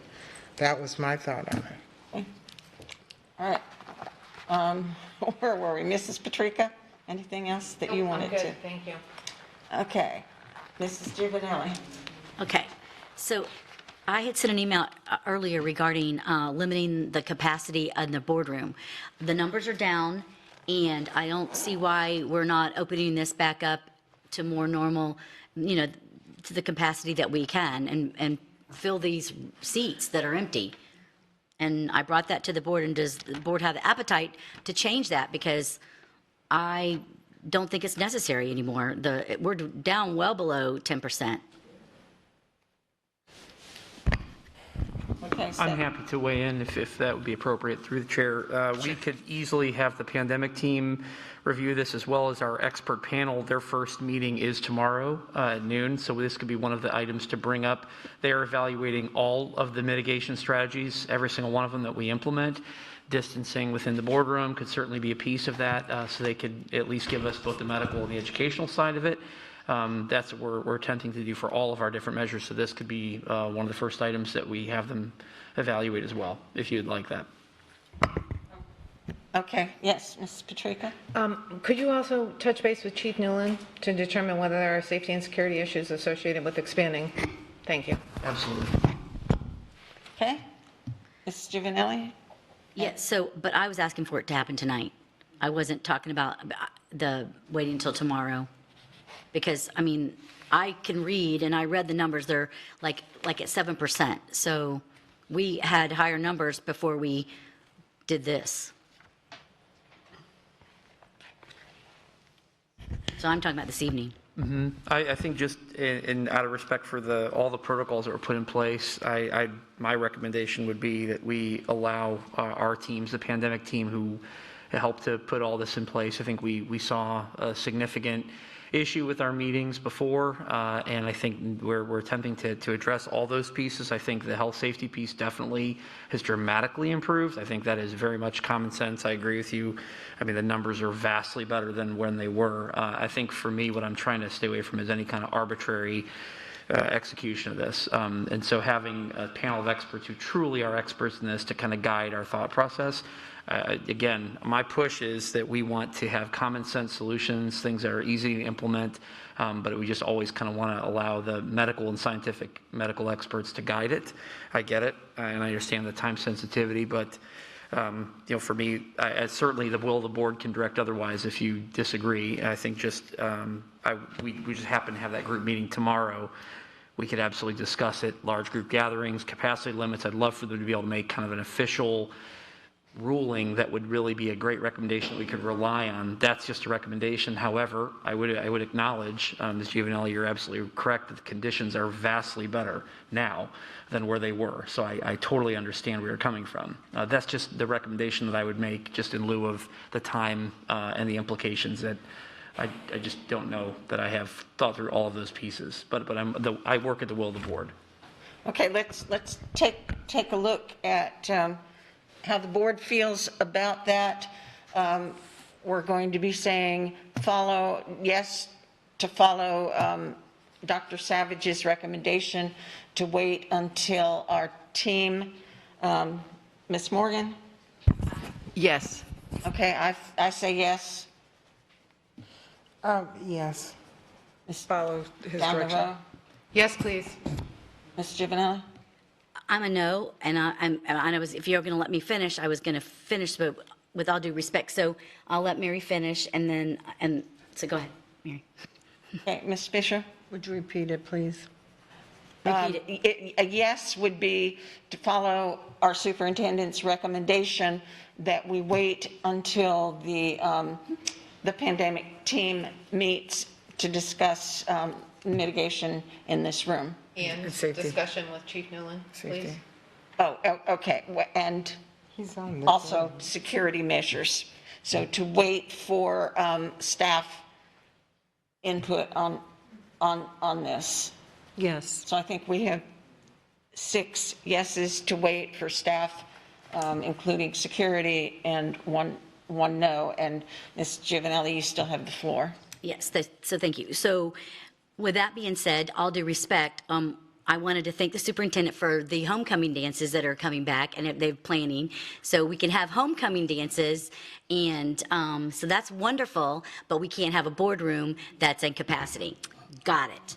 So that role I want to roll right into. I have received numerous emails and phone calls of teachers begging to have the option to wear the mask. So I assume you're going to want to wait till tomorrow to let the pandemic make that decision. So am I correct through the chair? Yes, we do have the panel. One of the top items, obviously, is the masking piece. That's one of the most controversial mitigation measures, so we certainly want to get the full evaluation of the academic and the expert medical scientific guidance based on the current conditions and those criteria. That's really a huge part of why we wanted them to convene in the first place. Right. So, and I have to, all due respect, I have to point out that we're now 35 days into a promise of 30. So that is really important when you make a decision that you stick to what you say you're going to do. So, and then so that's, and putting it back on the pandemic team, you made the decision, Dr. Savage, so now you're 35 days, now tomorrow will be 36 days. So I'm just bringing that to your attention, and it's respectful, so. But I think that we have to be on top of our game when we make decisions, and that's one of them, because it affects many people, and it's option, and teachers want to have that option. They feel it is hindering their teaching ability and educating our students, and at the end of the day, that's my job, is to make sure that our students are being taught, and so I'm going to fight for that, and including the fact that we are a large, diverse, large majority community. And with that statement, I would always say it's a challenge to educate a diverse community. And that's how I would represent everyone in the community respectfully, because it's our job to make sure to protect and fight against racism. And that's what I'm here to do, and against all students. So that's where I think, as a board member, as board members, I'm saying it correctly because I'm thinking, but and I do that a little too fast sometimes. But we have to be respectful of everyone in the community, and all means all, and we educate all students regardless of the challenges that where they've come from, where they're at immediately, and so that's where I am going to always fight for. That in our community is to making sure, and that includes our teachers and our staff that want the freedoms that they're afforded. Thank you. Okay. And Mrs. Fisher? No comment at this time. Thank you. Okay, and we're at almost to the end of our comments. I just wanted to say a couple things. Reiterate what we said in the first segment of this meeting when it was mentioned that the redistricting needed to go by some of our advisory committees. Again, I met last week with Mr. Edie, who is the staff liaison to EDACT, as well as our EDACT chair, Mr. Blakely. And I brought up at that time that I believed that redistricting would be something that EDAC would be particularly interested in going over. And our next EDAC meeting is next week. So just, let's see, it's at 5:30 on the 11th. So for anybody out there, we had a couple speakers from NAACP or anybody else that is interested. All of our committees, all of our advisory committees do have visitors, and also they do allow public comment. So that will be something that we do take up in EDAC. I want to thank Ms. Morgan for, she did such a good job bringing up the various news pieces, and I was particularly happy about the CNN report that she mentioned. I'm a bit of a news junkie, and I'm not sure if I saw that particular information on CNN or I read it in the New York Times, but it is very important for the general public to hear news like that, and it's not fake news, it is real news that the U.S. Department of Education and the Florida Department of Education are like this far apart, and it hasn't been and it's something, I'm not going to get myself deep into the politics of it, except to say, this is money, and we all, money that comes from the federal government, we're all paying taxes to the federal government, and it's not a, I mean, we pay in, and as a school district, heaven knows that we and other districts in Florida, we need that money because we have had so many additional expenses, and we need money also, as we've been discussing for the past couple months, to get our kids caught up.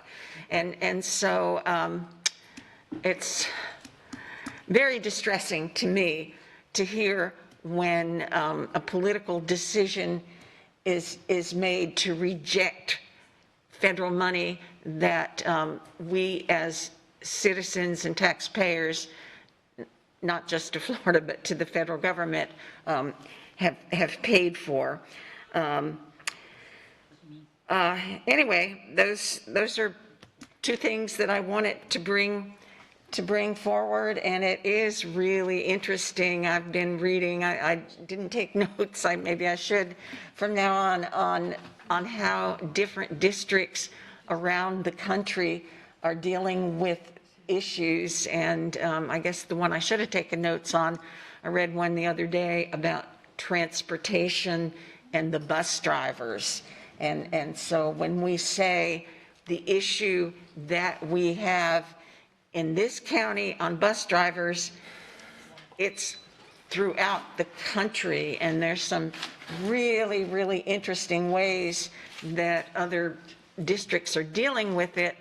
And of course, Florida is unique in that we have such huge districts because our districts are all county-wide, and a lot of these other districts that are having problems geographically are much narrower. So the bus issue continues to be, if we can't get those kids to school safely and get them home safely, that is a problem. So if you know anybody who wants to drive a bus, I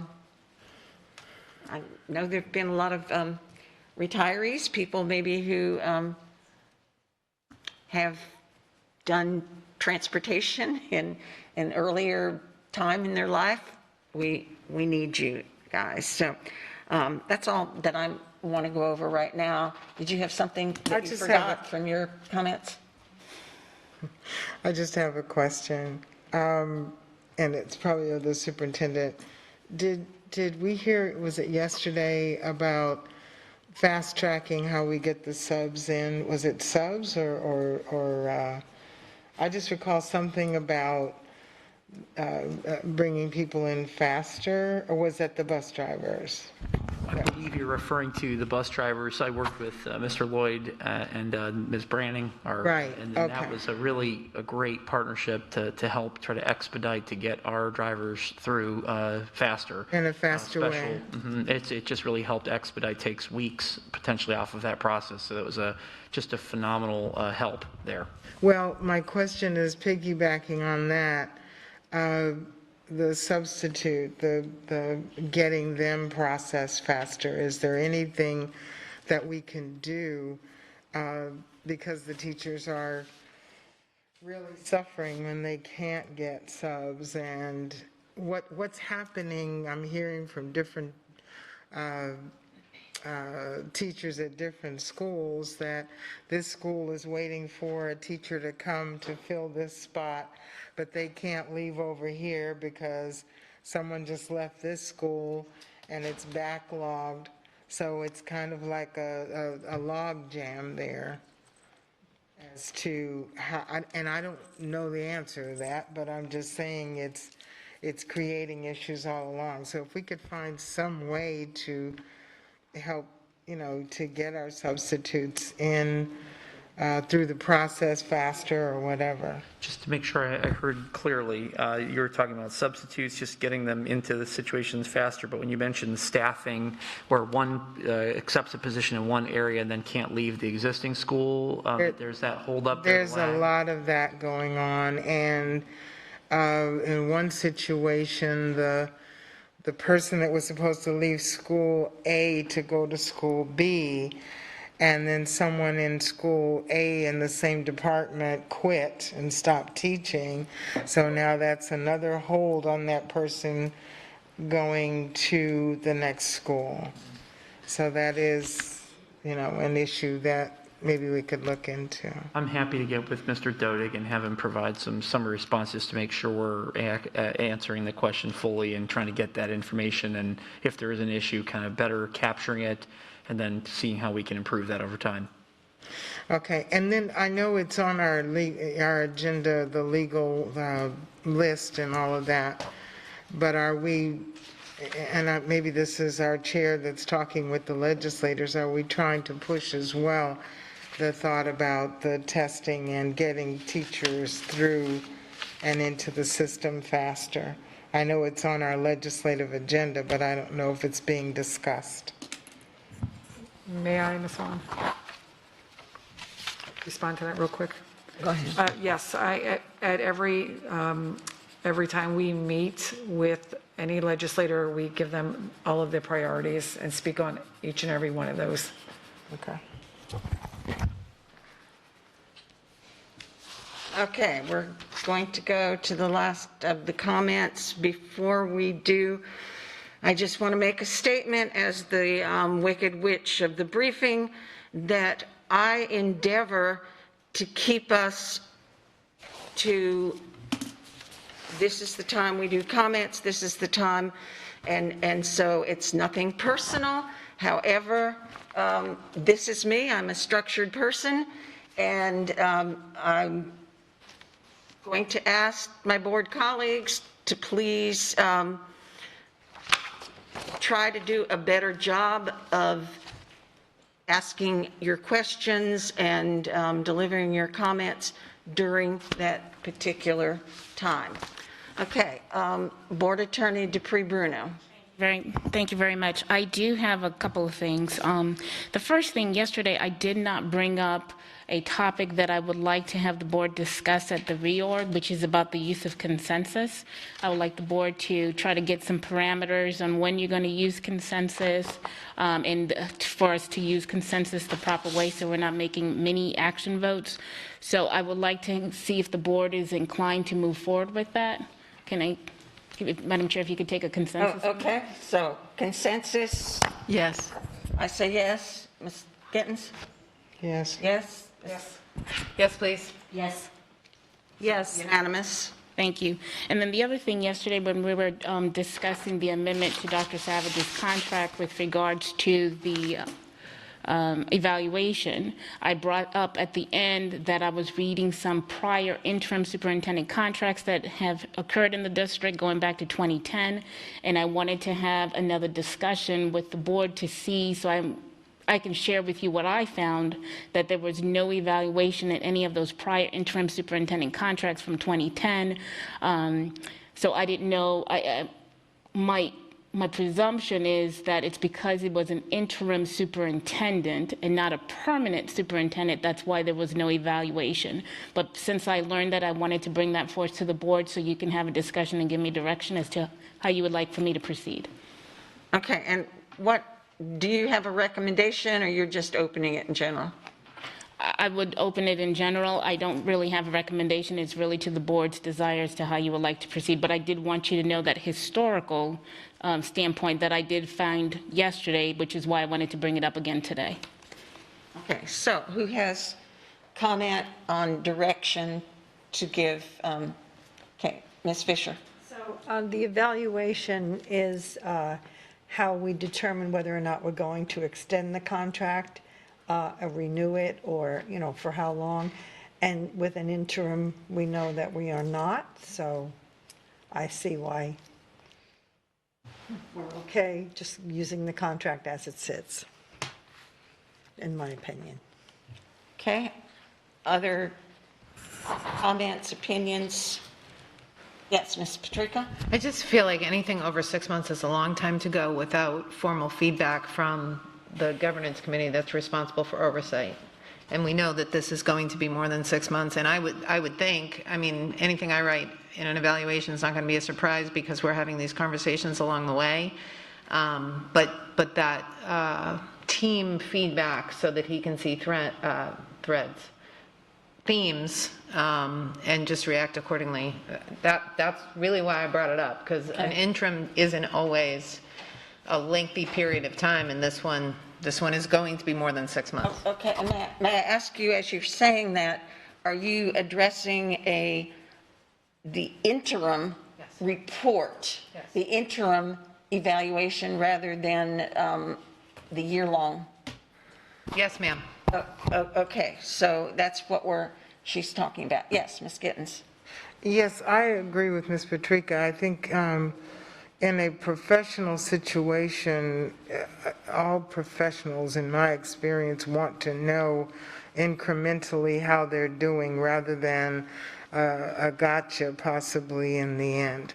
So I think it's only fair to our employees to let them know at a particular point, in this case 6 months, how they're doing, or how they can improve. So Okay, other opinions on this?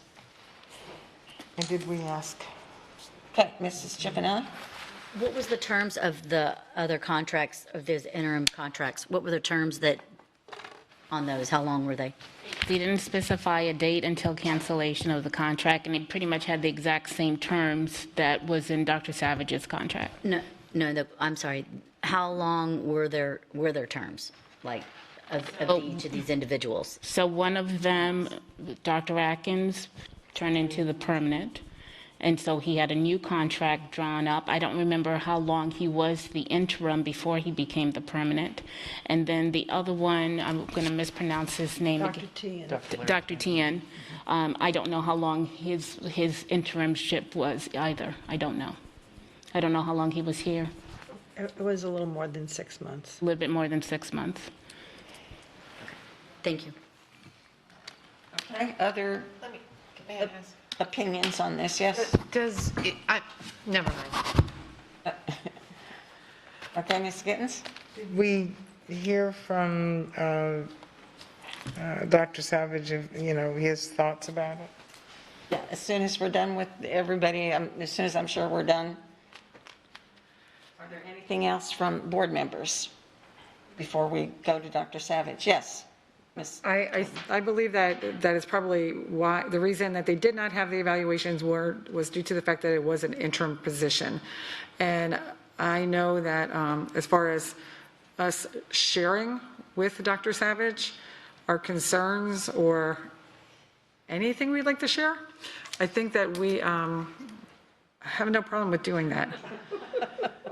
So I do believe that he knows where we stand, and if we need to have conversations at this board table, we can certainly do that where everybody is included in those conversations for clarity of what we may be looking for out of him. So I don't know if we really need to move forward with making changes for evaluation at this time. Okay, and Dr. Savage, I believe yesterday you indicated that you wouldn't have a problem with a so-called formal interim evaluation, the kind that we do with a permanent superintendent that is kind of a touchstone so that he or she can perhaps make improvements, hopefully make improvements on some areas. What are your feelings? Well, this is a little tricky. So on one hand, I can kind of speak not specifically to me, but just in general. I can imagine that there's a reason why it's a bargained part of a contract to try to engage in that, because both parties have their own interests, right? So as the person in this chair working for a board, understanding that boards have their unique challenges and various different opinions, the example that I highlighted yesterday was, theoretically, an evaluation is a very useful tool.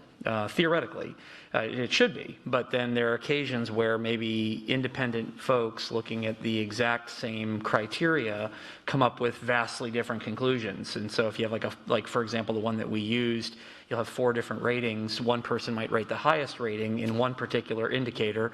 The other person rates the lowest possible rating in the indicator, and then theoretically should have corresponding evidence to substantiate that rating. So, knowing that there's 7 members and so forth, that would probably be something that just theoretically, if a candidate were in my chair, they would look at that. They would look at the history of how those evaluations have been conducted, and that would have been probably a critical term through the negotiation of their contract to consider the terms as they step in for an interim period. What would they engage with? And so I would just say that's something that a person would think about, rather than giving my opinion about that and kind of my own disposition. Certainly, when we went through the negotiation process, we started with a contract that had been accepted by the prior interims here. I didn't draft the initial contract. It was the template that was already in existence. I kind of had to advocate for terms that I wanted added into that contract. So anywho, that's, I really advocated on my behalf of things that were important to me, and then there were things that through that negotiation process I did not bring in, even though they were priorities to me, just because, at the end of the day, it really is a privilege to serve this community and this board during this time period. It's not easy to come into, to follow a long tenured superintendent, to try to provide the steady hand and leadership, especially under the circumstances that we've had. It's been very, very difficult. So I would just say that standpoint, it doesn't diminish the privilege that it is in any way. But, I have a contract. That's kind of the way that I've been operating.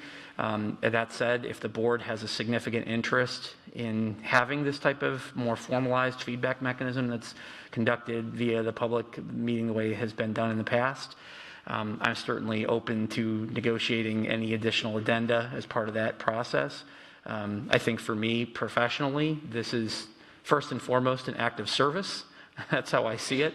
And my contract reflects it. And I hope that you'll notice that my conduct in serving this board is always trying to reflect that as well. Okay, and so now I think has everybody on the board had a chance to weigh in at least once on this? Okay, so Mrs. Dupree-Bruno, you would like us to direct you, would you restate? So given this new information in terms of the history of the district with interim superintendent, what does the board want me to do? Does it want me to begin again with trying to do an amendment to the contract, or should we leave it alone given the history of the superintendent? So the choices are amendment or leave it alone. Ms. Gittens, you had a comment on that before we vote? Yes, my comment basically is, it's not that I would support another addendum to the contract. My biggest concern is kind of what Ms. Jordan was saying, that, we all have an opportunity to speak to the superintendent. I'm just afraid that we are bordering on, getting away from our policy that as a board, we direct the superintendent. And that does not seem to be happening if we're all individually, saying, well, you're doing this, or we need you to do this. We're getting very close to the slippery slope of directing the superintendent, not as a team and not as a governance team, but individually saying, I personally don't like this. That's the concern I have. Not that we need to go all the way to doing an evaluation, but we need to have that discussion. Where does, my thoughts on how he's doing in that conversation stop? Am I to, spend hours saying, you're doing this, you're doing this, you're doing that? How productive is it, and how close is it to directing without the rest of the team's knowledge? Okay, but for right now, we're looking at an addendum to indicate a 6-month interim, not a final evaluation. It's likely we will have a permanent superintendent by the year mark, at least that's where we're headed, right? So we're looking at two things. Either, yes, Ms. Patrica? The addendum brings us in compliance with policy as well. Okay, so addendum, if you are, let's do it this way. If you are wanting an addendum for the 6-month interim, it's a yes. If you want to leave it, it would be a no. So addendum, yes or no? No. Okay. I say no. Ms. Gittens? No. Okay. Ms. Jordan? No. Ms. Patrica? Yes, please. Okay. Ms. Giovanelli? No. And Ms. Fisher? No. All right, so it's a 6-1 to leave it the way it is. And then the other question I have is, yesterday we had the discussion about actually putting 6 months and 1 year in Board Policy 1.16 that currently now just says pursuant to the terms of the contract. Should I leave that as it is and not add the 6 months or a year? Board? Leave it would be a yes, change it would be a no. Leave it? Ms.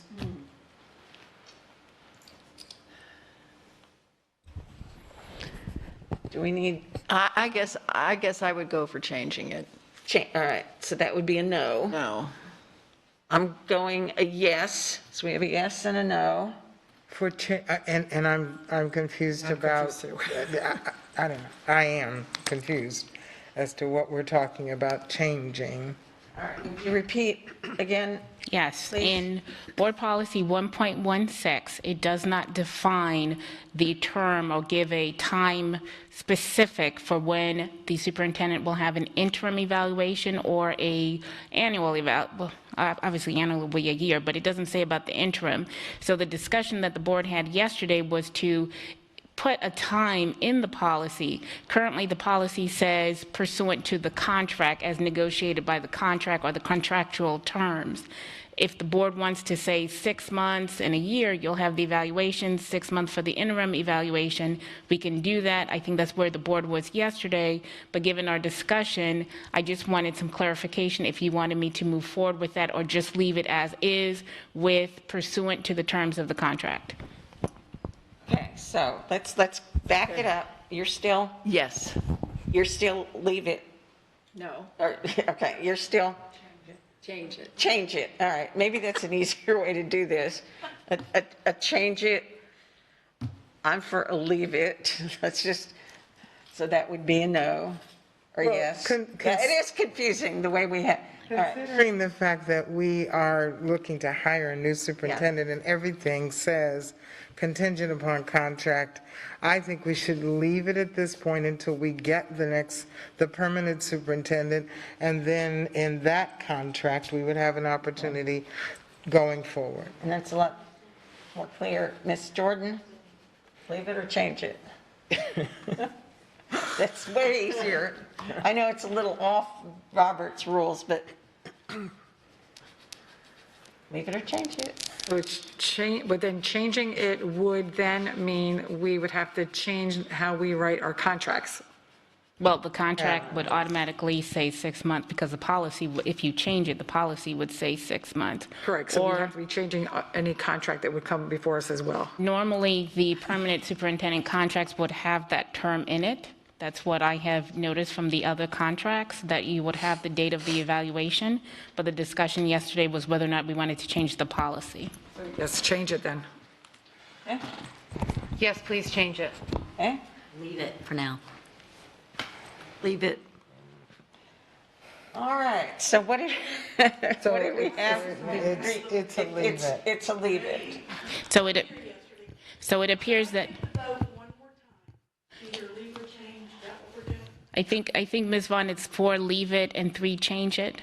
Correct. So that means that we will leave board policy 1.16 as written.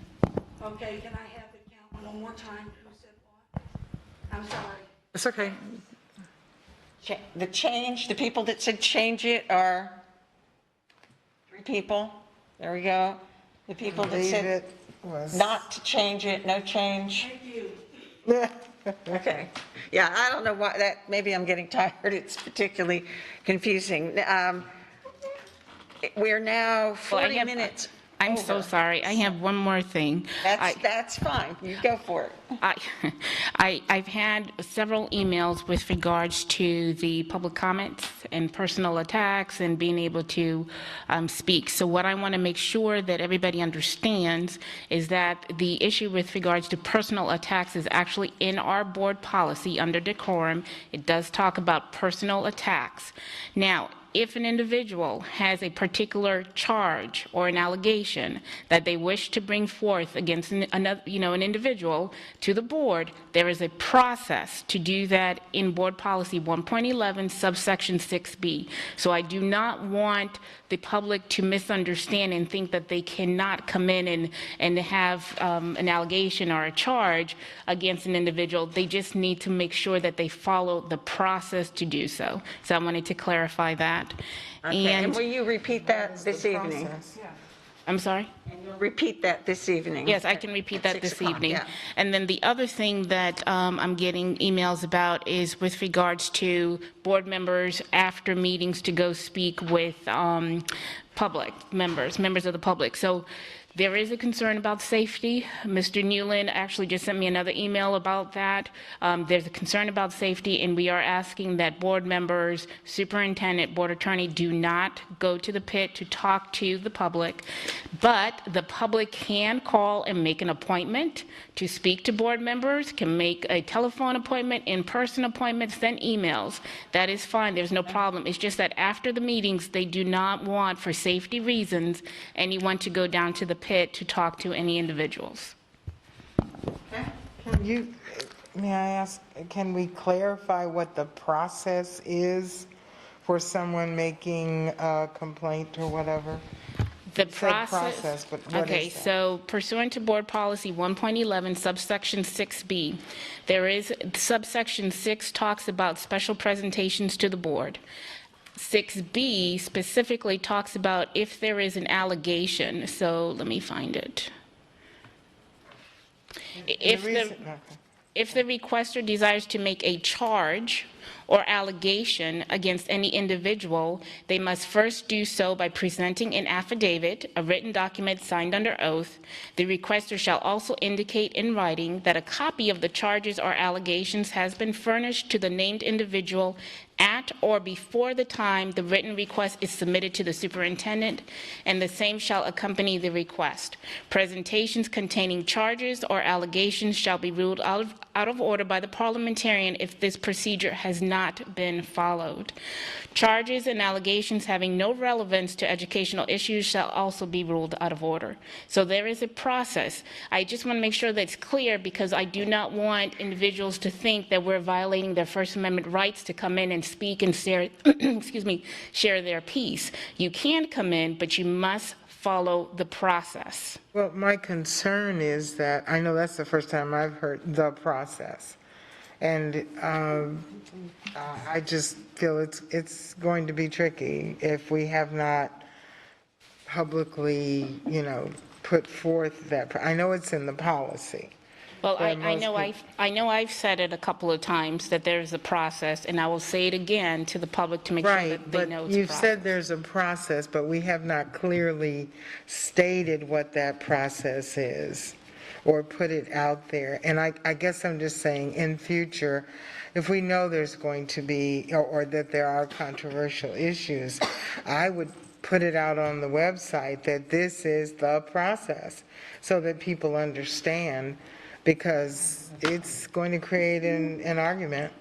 So right now, board policy 1.11, 6B, we follow the policies. I'll say it again tonight and explain it to individuals. The board, I believe Ms. Patrica just asked the board whether or not you'd suspend the rules and allow for the personal tax. The board by consensus said no, they were not going to do that. So I will enforce the rules pursuant to your policy.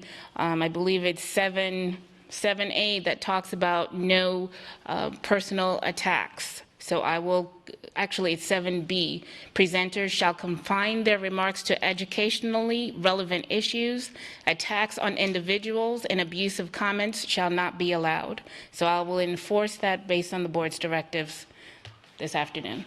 Okay, thank you. Anything else?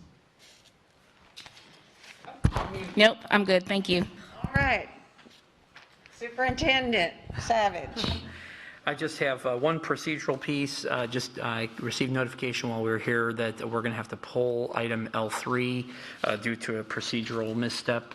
So we're going to pull that back for this evening. Dr. Savage, you're supposed to give us 24 hours notice in a memo when you're pulling something. My apologies. I mean, come on. My apologies. Will you repeat? Yes, it's for the board action meeting tonight, consent item L3, where I'm going to be pulling that. Just received notification. I have a lot of information about it, just that there was a procedural step that was omitted, and so we're going to self-pull that item as well. Just wanted to make sure you were not caught off guard as to that item disappearing in case you had questions or anything. Okay. Any other comments, Dr. Savage? Just one other piece. I know that the board deliberated earlier relative to the board kind of coming to consensus and agreement on a message with respect to the issue that we anticipate having some public support and discussion about tonight. Just as it pertains to the whole district, most of the time as the chief executive officer for the district, we just, if there are circumstances that occur that are noteworthy or gain some level of attention out in the public, anywhere in the country, we typically issue some type of response so that if students or families or staff are negatively impacted by what occurs, that we as a district are taking a stance. In the case where it is impacted by an individual board member, it's not really within my purview at all to give feedback to an individual board member on anything that they say.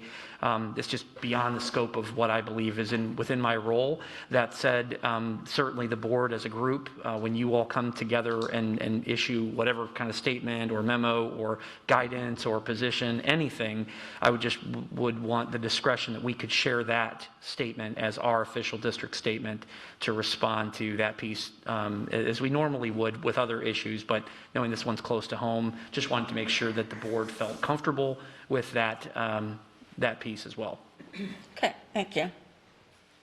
All right, it is 4:47 p.m. and this meeting is adjourned.